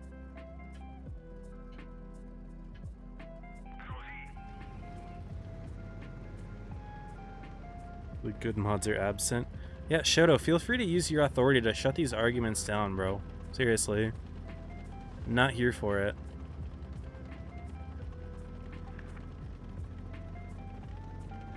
Knox is going for an interesting striker, just driving all the way through the middle with 3 E5s. What is this? They're going for some sort of YOLO play? Jensen's just going to go ahead and spot them all, right? Right? Yeah, the Whalix gets spotted, Balzac gets spotted, Steps is spotted. Yeah, they're just caught in the middle here. Pretty little thing lights them all up. What is Knox doing? What are they cooking here? They got 3 tanks in C, 4 tanks in the middle. Interesting strats here, though. Elev has 4 tanks on the outside. Could they just push this? Well, the E5s are just going right into Watashiwa. In comes Elev with the push up top. Also, 72 took a big hit there. Raze is going to get himself out. The Sturves are going to run as well, but will they get caught out first is the question. Mormon G, where is Mormon G? No, Mormon G is just right here as well. No, Knox is getting themselves out of there. Jensen's going to come with his clip, start missing shots though. And now Knox is just all on Watashiwa here. All the E5s. Kronvon here, Jetasaur going to try to put shots into Whaleeggs. He backs himself off. Knox just found an isolated tank here from Elevate. Pretty little thing in the shared and not really putting a whole lot of damage in. Elevate did find Luffy, but Pyptia got out, Raze got out. He's coming in from the A side of things, but Whaleeggs will continue to push in, but he's getting shot from the rear. Jetasaur picking up that kill. And finally, just now a base being grabbed. It's Mormon G in the middle, though, who's getting bled.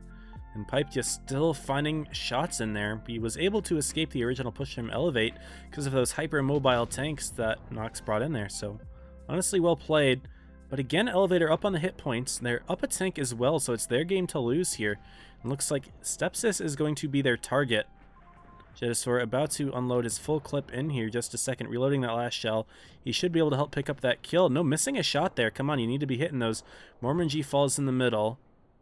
But a shot wasted from Jetasaur. You need to be saving those shots in the Kron. And hit points are starting to become more even. Jensen's going to find himself in a 1v1 that he can't win against Pyptia. And that's going to even up the tanks a bit. Race is still running away. Jensen's still saving that clip. He puts in 1 and 2, realizing that he's not going to have time to put out the third. However, Knox will also lose 72 CW, and in the end it's a 4-on-3.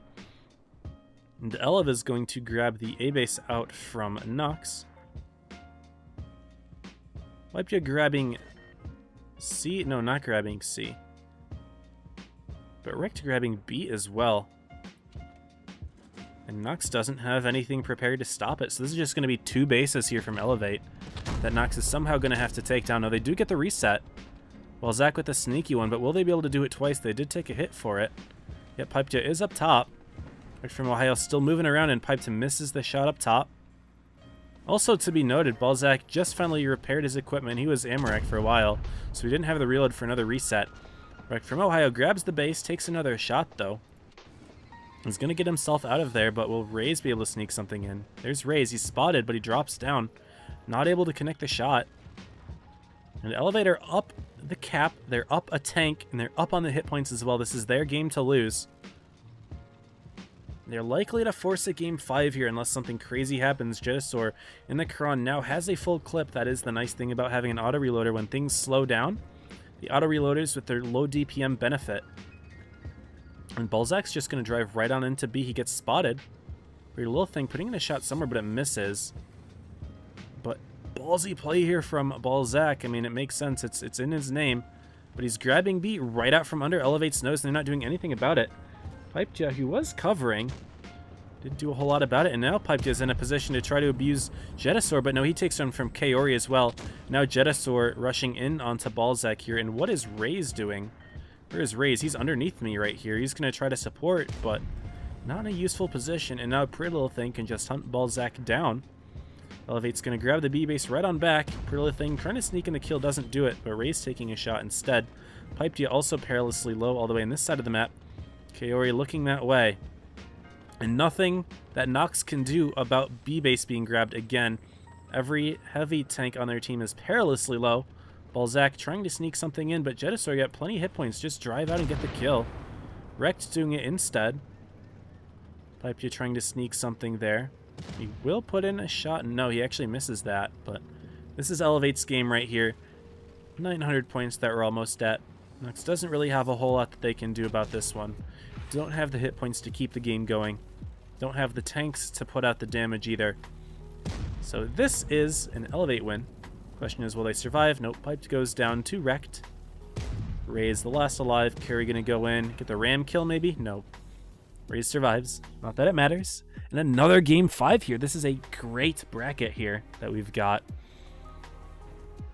All I did is press a button and popped up in chat. Well, then don't add blocked term then. I don't know how to change that.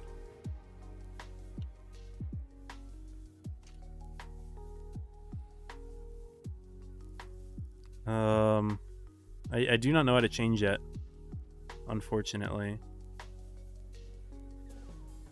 What's going on here?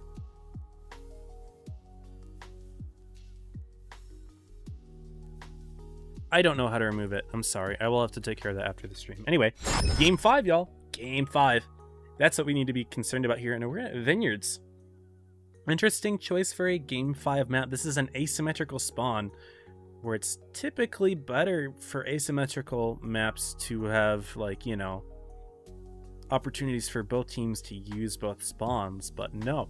This time Knox is going to have to win this one from south, and Elevate's going to have to win this one from north. So asymmetrical map in the tiebreaker is how it's going to be. And Knox is going all in on their stirves here, running 3 of them for the first time tonight, that I have seen at least. And Elevate seem to like their T110E5s on this map, 3 of them so far. Although their lineup is not locked in yet. Knox is also running the T100 on top of the 3 stirves, so they've got hyper mobility here from those tanks. And it worked well for Knox for a while last game, as they were able to evade Elev's push for a while. Didn't end up that way, but that's how it was for a while. Elevate, yep, committing to the E5s, and a Sheridan for the light tank. Again, going to be Jensen this time.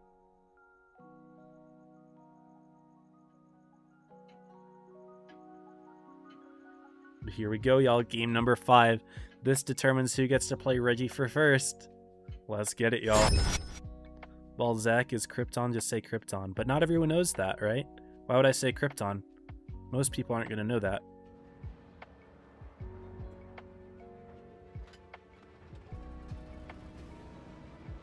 Your channel points got scammed. What happened, Hoax?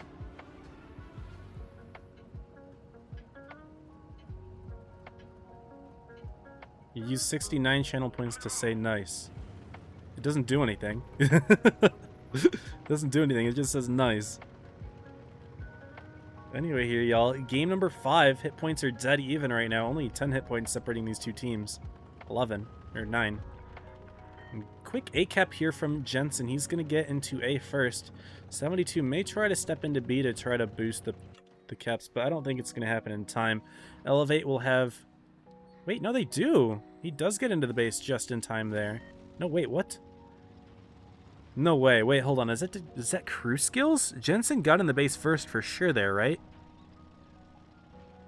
Jensen got in the base, but Ray's grabbed it first.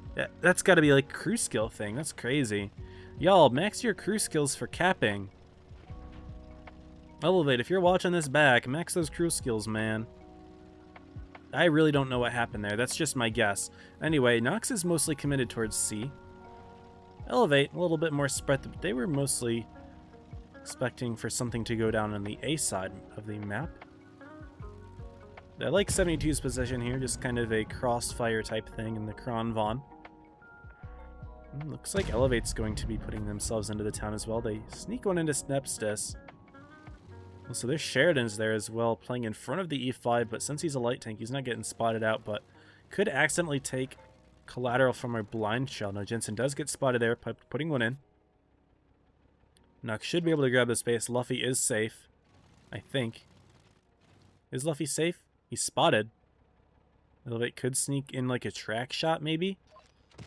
No, Luffy just grabs it. I should have switched his perspective way faster to check if that was a thing.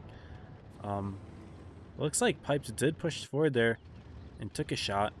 Elevate is rotating more towards the A side, maybe to try to go for a push all the way into B, because as it currently stands, Knox has a lot less support there, but they are rotating back at Balzac, getting into a position to cover here.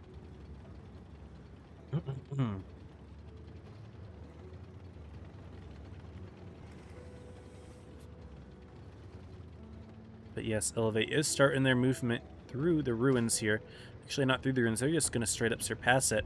But they will run into a slew of Knox tanks. Here's 72 for defense.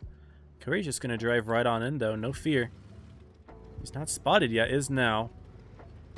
72 aware of this, not going to take that extra damage. But Knox is at 800 points here. Elev needs to move soon. They will start to do so. Stepsis actually is getting pushed in the C base by double E5s. In comes the Sturves here from Knox to help crash in, though. But 72 getting pushed in the B base here. He's just going to keep backing up. But Elev's got so many tanks in here. And 72 just getting absolutely deleted. Carry steps into B. Mormonji does fall here for Elevate, though. And looking at the Sturves here, oh my goodness, switching to the wrong tanks. Pretty little thing is going to get himself caught out as well. 900 points here for Knox, although the bases are being stopped temporarily. Another kill here, and we actually see, oh my goodness, 72 finally does fall, but Knox picked up both of those kills. They were able to successfully defend C, although B is being taken. Again, it's 920 points here, and things are looking good for Knox. Even though Elev has 2 bases, they will still need to get kills in order to secure this win here.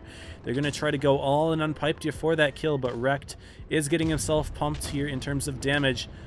Jetasaur going to try to output that clip, but it's 960 points. 970, the kill does occur, but Wrecked from Ohio falls as well. And now Elevate needs to get another kill. They may be able to do so on Stepsis. 980 points, they do get it. 815 now. But A base being captured by Raze, and now Elevate just doesn't have the ability to stop the bases. Jetasaur falling, and Knox completing the win there against Elevate, despite losing to them in the first set. Now winning 3-2, taking the tiebreaker over Elevate, and that really, really hurts Elevate. They have had a rough PYS 3 here. First, losing to Inquisition, the rival feeder, yesterday to take second in PYS 3 Day 1. But now in PYS 3 Day 2, eliminated in third, means that instead of potentially fighting to get 4,600 points for winning today, they end with only 1,100. That's 3,000 points missed out for them. Elevate absolutely kicking themselves after a unfortunate turnout for them today. That hurts them. That hurts them a lot. Now, before we pull up the next training room, of course, let's go ahead and take a look at the brackets. Oof. So that means that was losers finals. Now we're about to watch grand finals in just a moment here.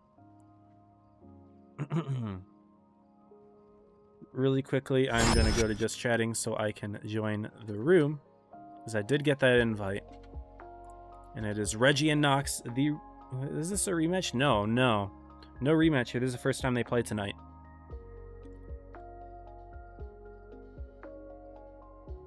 Okay. But I want to refresh the tournaments page and show that. Here we are. Oh, stuff happened, y'all. Stuff happened. Stuff happened. Ponda took a set off of Joker, y'all. Joker kicked Hated out, but Ponda took the set off of Joker, y'all. That's insane. And it was Ponda who went into Group 1 from the winner's side into the grand finals. That's nuts. Of course, this is the one we're watching. Knox and Reggie playing for the first time tonight. And again, Ella first defeating Knox, but then losing to Knox.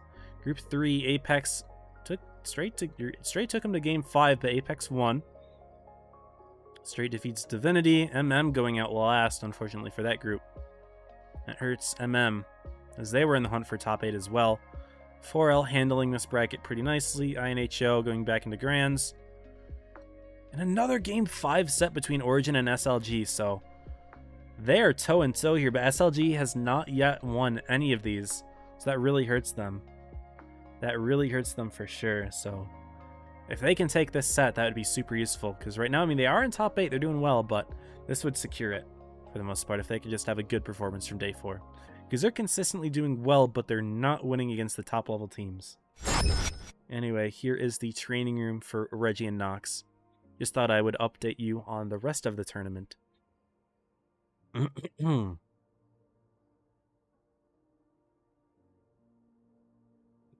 Holy cow.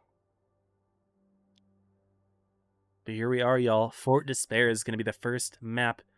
We have already seen games on this map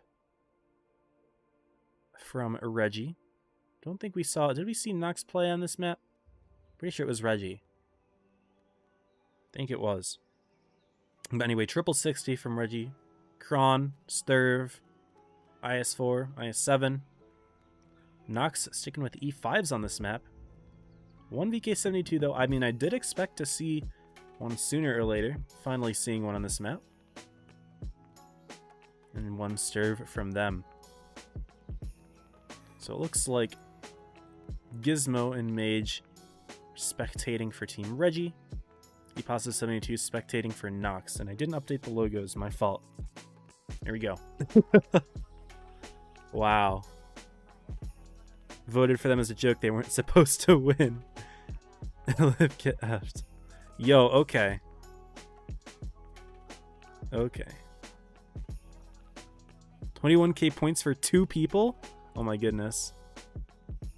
That's nuts. Well done to Knox. That's insane. Did I miss any notifications? Just a bunch of nices. Just a bunch of nices.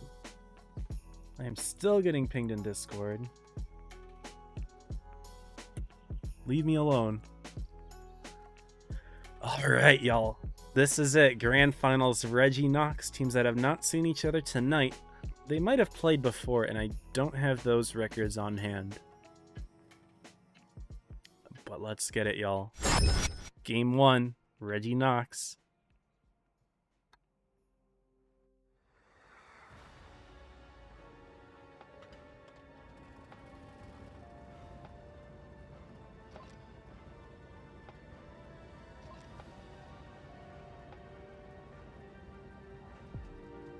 Here we are, y'all. Hope you're excited for this set. I am.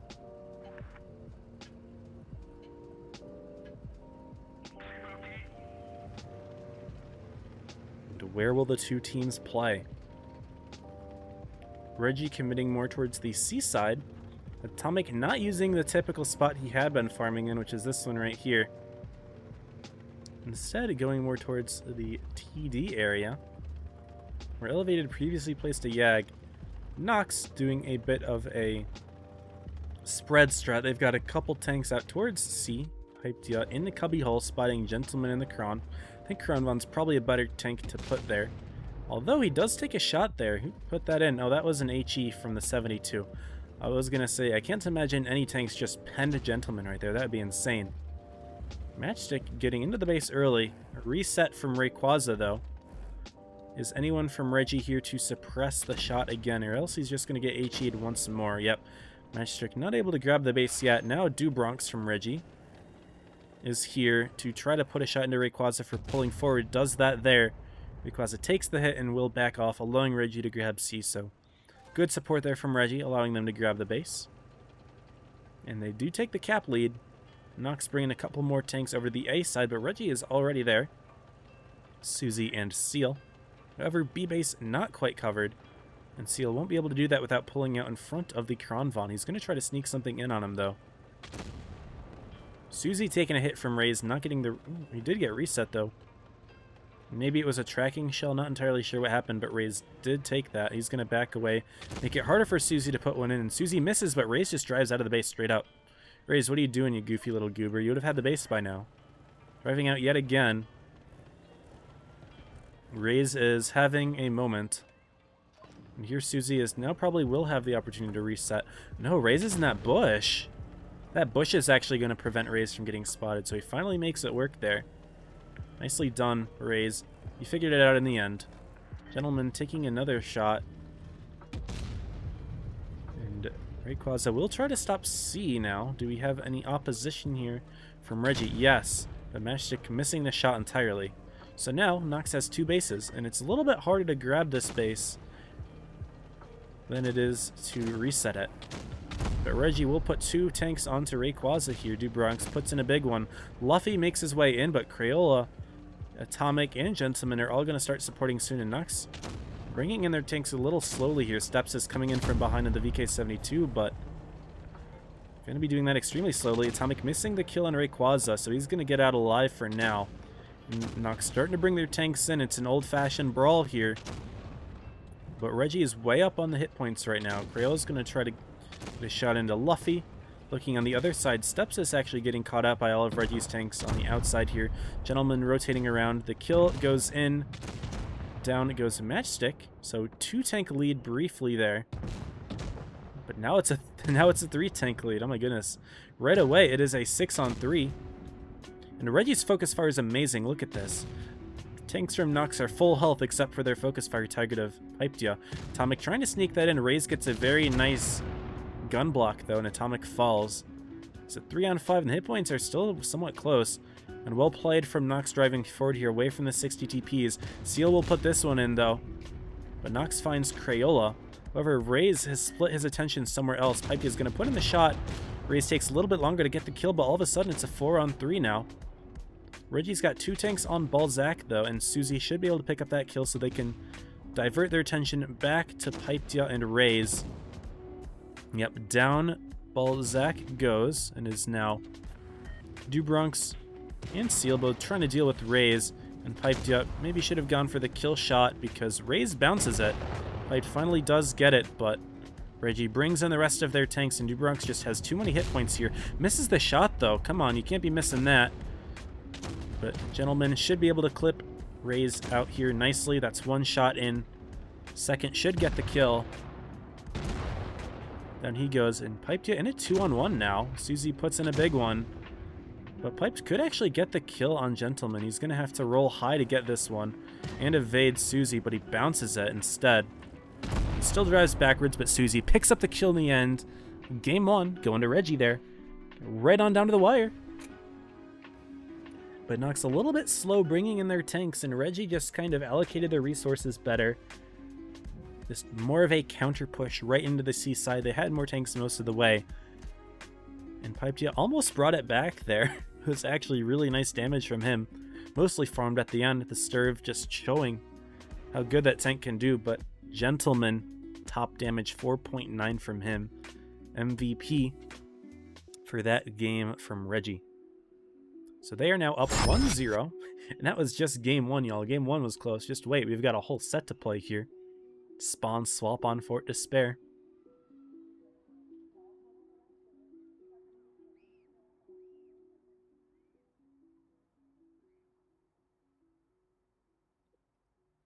SLG saying they finally won a grand final. Let's go, SLG. Congrats. Let me pull that up. What happened? SLG beats Origin 3-0. Let's go, y'all. You finally proved yourselves. Let's go. You guys have been holding your own pretty nicely against the best teams, but finally just now getting a dub. That's awesome, y'all. Congratulations, Silva. Very nicely done. Joker 3-0's Ponda in the grand final, so despite the fact that Ponda took a set off of Joker, finally, Joker came back and 3-0'd him in the grands. Apex are straight still going on. 4L beats INHO. 4L still has a perfect record heading into this last PYS, as does Joker. Apex yet to be seen. They're still fighting against straight, but Origin loses their perfect record as well, actually. So Origin lost theirs, and Apex has a chance to lose theirs because Straight did really well against them in their first set that they played, and they're playing again now.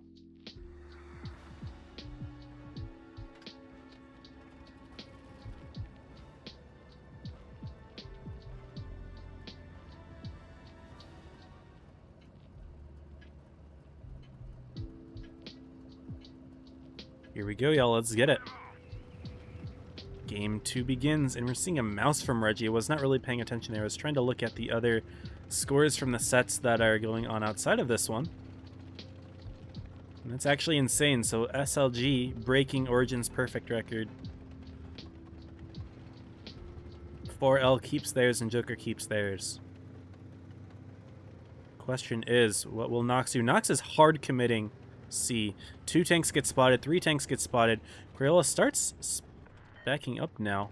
Gentleman is here, and 3 tanks from Knox have been spotted, but now the rest of them are about to. And Reggie is split. Matchstick all the way on the other side of the map. Atomic getting in rather quickly, and I like what Gentleman's doing here, kind of backing himself up. Knox has just got to push in. Whale Eggs is going to take the hits at the beginning here. He's got reactive armor, so that's going to be useful, but Knox isn't putting themselves in here. They've put in a couple shots to Susie, but they're taking a long time going all the way around here. They're going to put big ones into Susie now, though. DePasto trying to aim one in. Gets the kill. So Knox is getting the kill here, and they actually back Whale Legs off effectively as well. Now Knox is in. Gentleman's got a full clip, but look at the hit point sharing from Knox as well. They've got a lot of tanks that have taken damage. And they are focus firing all right. Their next target is, of course, being a Gentleman all the way in the back here, the Kronvon. They lose Stepsis, though. The tanks are even, and Reggie has the hit point advantage, so they've absorbed the push relatively well.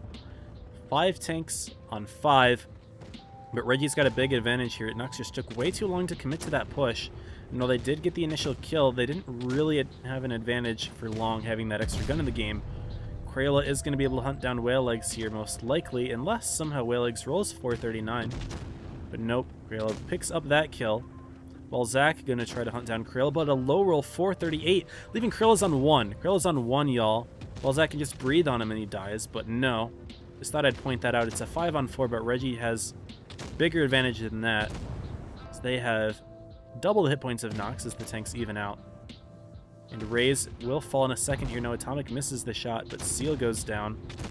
So actually, Knox have a tank up. And Atomic missing the shot again there. What's Atomic doing? He's being a little goofy here, but Matchstick goes down. It's a 4 on 2 actually. What the hell? Okay, 2 on 2 now. I was scared. So 2 on 4 there from Reggie, but their last tanks are full health. One of them being the Mouse, to be fair. But Atomic just needs to, I mean, why go for Balzac here? You could just kill DePasto, but I mean, fair enough, I suppose.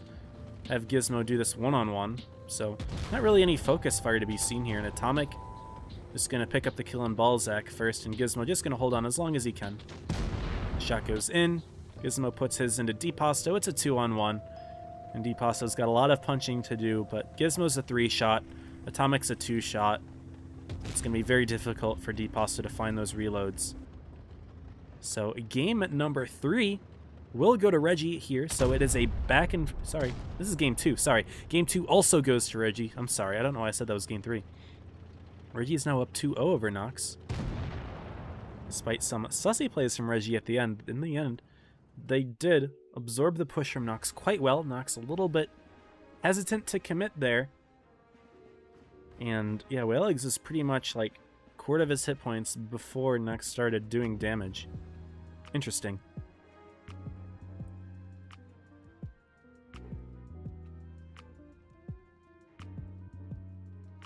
What up, Max? Welcome to the stream. C. Jansen. Hello, hello. Also, I think I said hi to Mona earlier, but I'm not 100% sure. I think I did. But welcome to Pincer, by the way, Mona. Here we go. Reggie's up 2-0 over Knox, and Knox just beat Elevate. They were coming off a high, but now they're just getting shut down. Reggie had time to prepare for these maps. I don't know who they scrimmed, but they're clearly still warmed up. Going back to Alpenstadt a 3rd time today. This hurts. This really hurts, y'all. The map diversity is awful for these tournaments, and I've talked to Tolian about it, but it doesn't seem to be a priority for them. For a loss to hate, remember, don't know if against is perfect. They've won every day. That's perfect. They've got the maximum amount of points that they can possibly get. That is a perfect PYS. Losing one set doesn't matter. Joker lost a set today. They still got a perfect PYS record as well. They have every point that they can possibly have.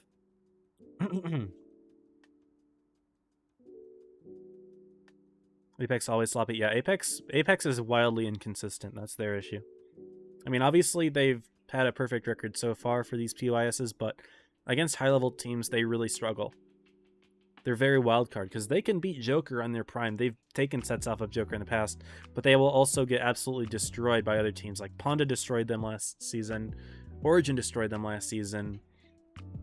It just, yeah, they're very hit or miss. But anyway, here we are. Oh, yeah. 2-0 lead for Reggie as we get back into Alpenstadt. 3rd time today. 3rd set today.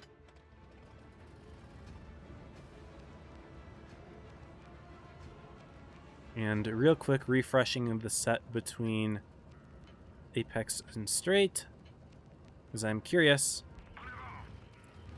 As teams get into position. No, that's still going on. So these two are still going on here. Knox is hard committing A. And Reggie, bit of a split. They're running a VK72, which I'm always happy to see one of those. Double stirs from Knox, as always. Triple 60s as well.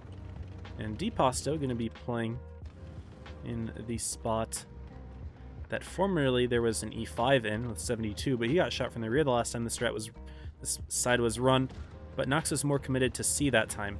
This time they will grab the A base rather quickly. Crayola quickly following up with C, so the bases aren't going to be too far apart, but cap lead Knox, always a good thing to have. Reggie pretty bunched up right now. Gentleman gets lit. DePasto going to try to sneak in that shot. Activates his consumable, but gets lit himself, not able to put in the shell, and so that's going to be a waste of a tungsten for now. Obviously it'll come back with time, but in terms of Reggie here, they've got matchstick spotting on the A side, but not a whole lot of action in that side. Otherwise, Balzac takes the first hit of the game. Crayola sneaking one in. Was that a blind shot? That might have been a blind shot. Was Balzac spotted? I don't know. Crayola might have hit that blind. Didn't quite see that. That was nice, though. Reggie will rotate. They're down on the bases. They need to make their play. And double 113, a tank that we're not seeing a lot of, but today we're seeing two of them in this set. Instantly spotted, though. And Knox has plenty of tanks here to prepare. Sniped is here. Raze is here. Stepsis is here. But not a whole lot of shots going in the crossing. One into the matchstick, one into atomic. But other than that, not a whole lot. DePasto finally making a move into the B area. He's going to drive right into Gentleman, though. Going to take another big shot. Trade one, I should say. No, that's an ammo rack. Oh, boy. Rip DePasto. That is a big ammo rack. Oh, boy. And Reggie is up a lot now. Stepsis has his ammo rack damaged. Reggie is ready to push right on in, and Whale Eggs is kind of blocking him, actually. Stepsis was tracked, and Reggie is continuing to pump shells in. They're driving right on in. They realize, okay, we got our ammo rack. We need to make a move. And while Knox did double team Gentleman for the crime that he committed against DePasto, Knox has committed two tanks there, and they are going to lose Whale Eggs and Pipedale in just a moment. Gizmo getting focused himself, and that could potentially block up this area a little bit. He does fall. That's actually going to put Steel...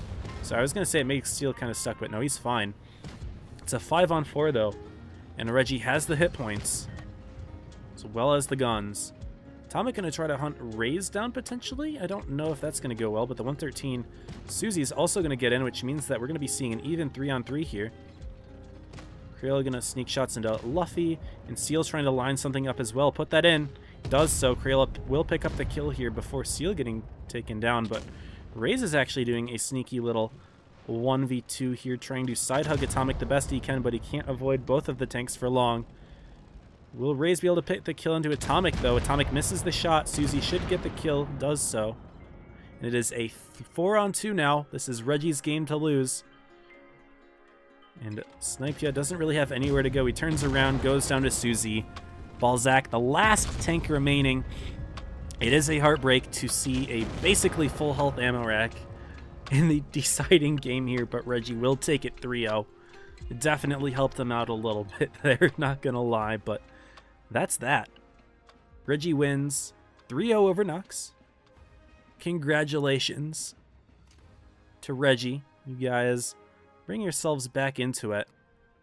Not a perfect record, but a damn good one. Winning PYS 3-day 2. They take the bracket. That's the end of today's tournament games on the stream. Not sure if Straight versus Apex is done yet. I will go ahead and continue to refresh that.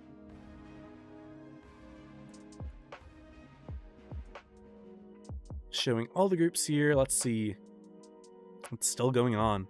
I'm kind of curious, y'all. I'm kind of curious.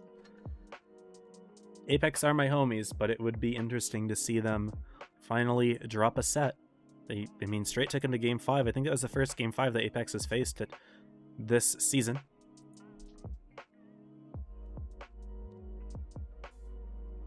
But let's chill for now. Hope that y'all enjoyed the games today.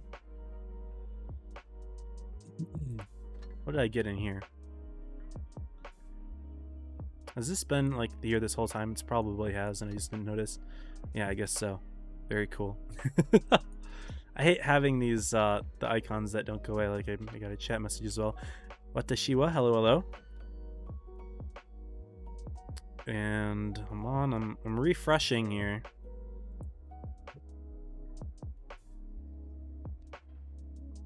Apex and Straight still going on the website. Is it updated in game? I feel like this set started pretty early on. Then again, this was a game. This is a 3-0. This is probably not a 3-0. This is probably a game 4, game 5 set. But it's still going on. Also, I want to draw attention to this amazing team names. Look at this. They all changed their names. All 10 of them. Very goofy name.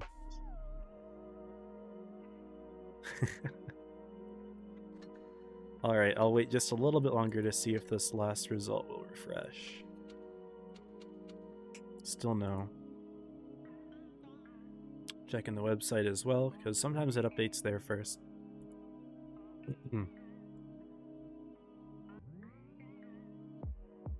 Nope. I'm gonna play a game. I would like to see the result of it. Even though normally don't wait until the very end and just play an extra game. I think y'all want to see the result of this as well, so we will wait.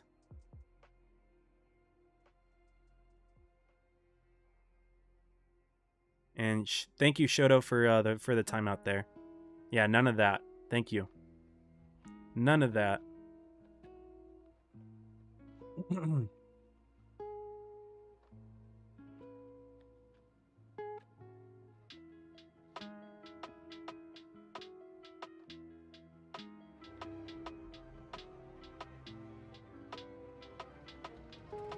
You trying to find out? No, a timeout like that is good. Shoto, thank you for doing the timeout.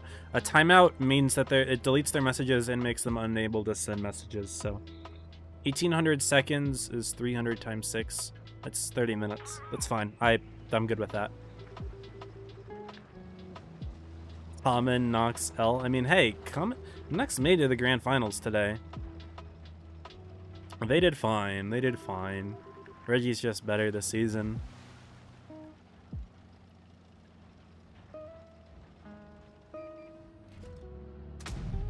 Bouncing off of the side there feels bad. I didn't want to peek for too long there. We've got a couple tier 10 DDs. And that's a 263.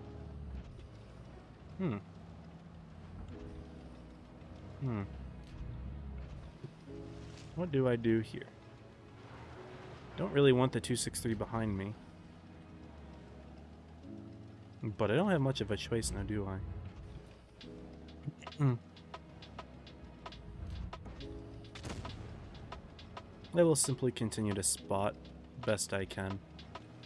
What's up, Cricket? Welcome, welcome.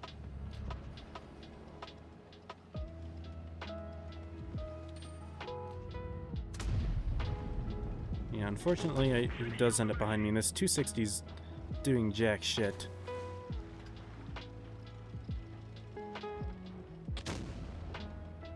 Now, if I can just track the 263, that would be nice. Nope, I'm fucked. Oh, I'm dead. Unfortunate. They had their T-54 back there. 263 was not very helpful. Rip. That's alright, though. I will continue to refresh the website. Set's still not over. We'll play another. Mad Games is out, but I don't like Mad Games is the issue. Let's play tier 8 game.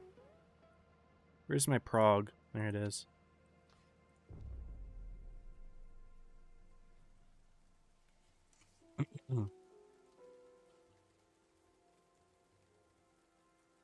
Did I miss any notifications? No.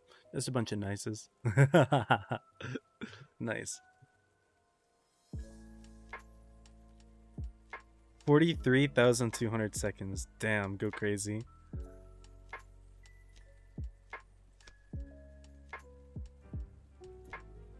Also, did you finish the prediction, by the way?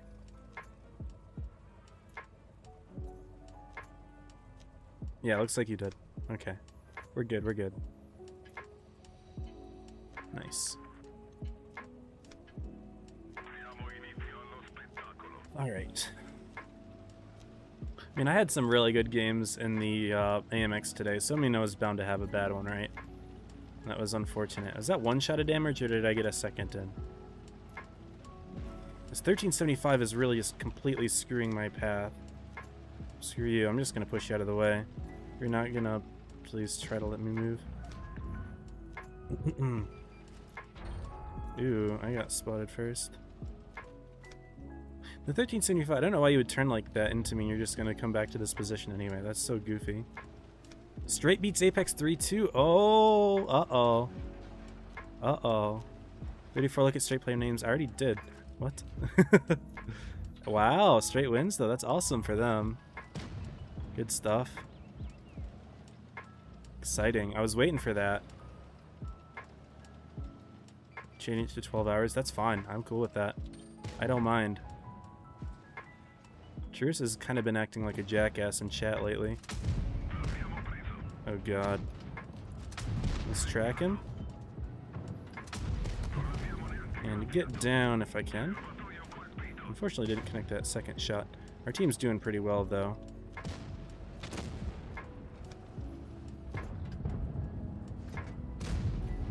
That shot went straight to the ground. The sun's staring at me, I'm aware of this, but that's fine. Okay. Must be proven in the past they can tell us upsets. I mean, they hadn't yet until today.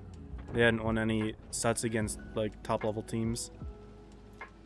So good for them on finally doing it today, because they hadn't proved it yet.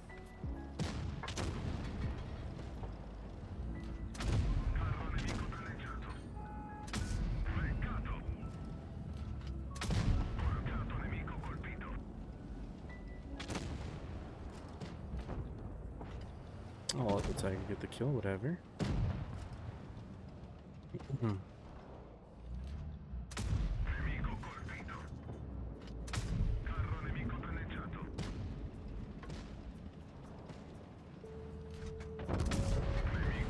He sneaks in that final shot. Well played. I don't want to get yellowed from that scent, but no, I don't think he will. I can make a play. I can drive right through him, honestly. It's going to take him 4 shots to kill me. I can get away in that time. What's up, Koyo? Welcome. Playing Prague is such a progress moment. Shut mouth. Shalom. That's 1. That's 2. And that's 3. And I drove a little bit further than I wanted to, as I could have actually reversed and gotten that kill with a decent roll. But I will get the kill now. Alright, or miss it entirely. Get it there. Nice. GG. So, let me just confirm that bracket.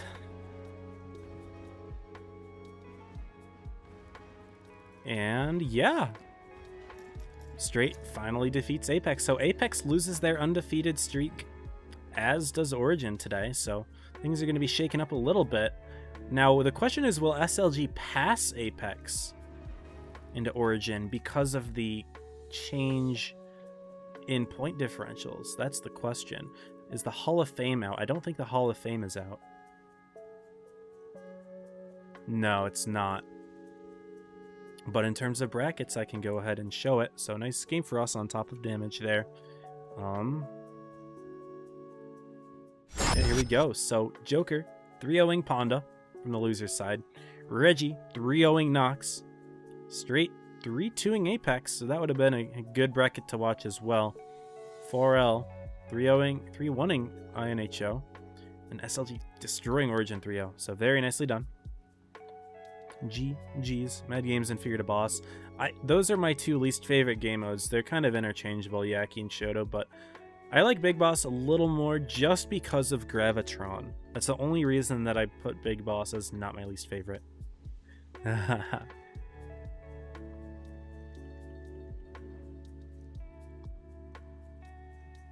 But yeah, that's it for today.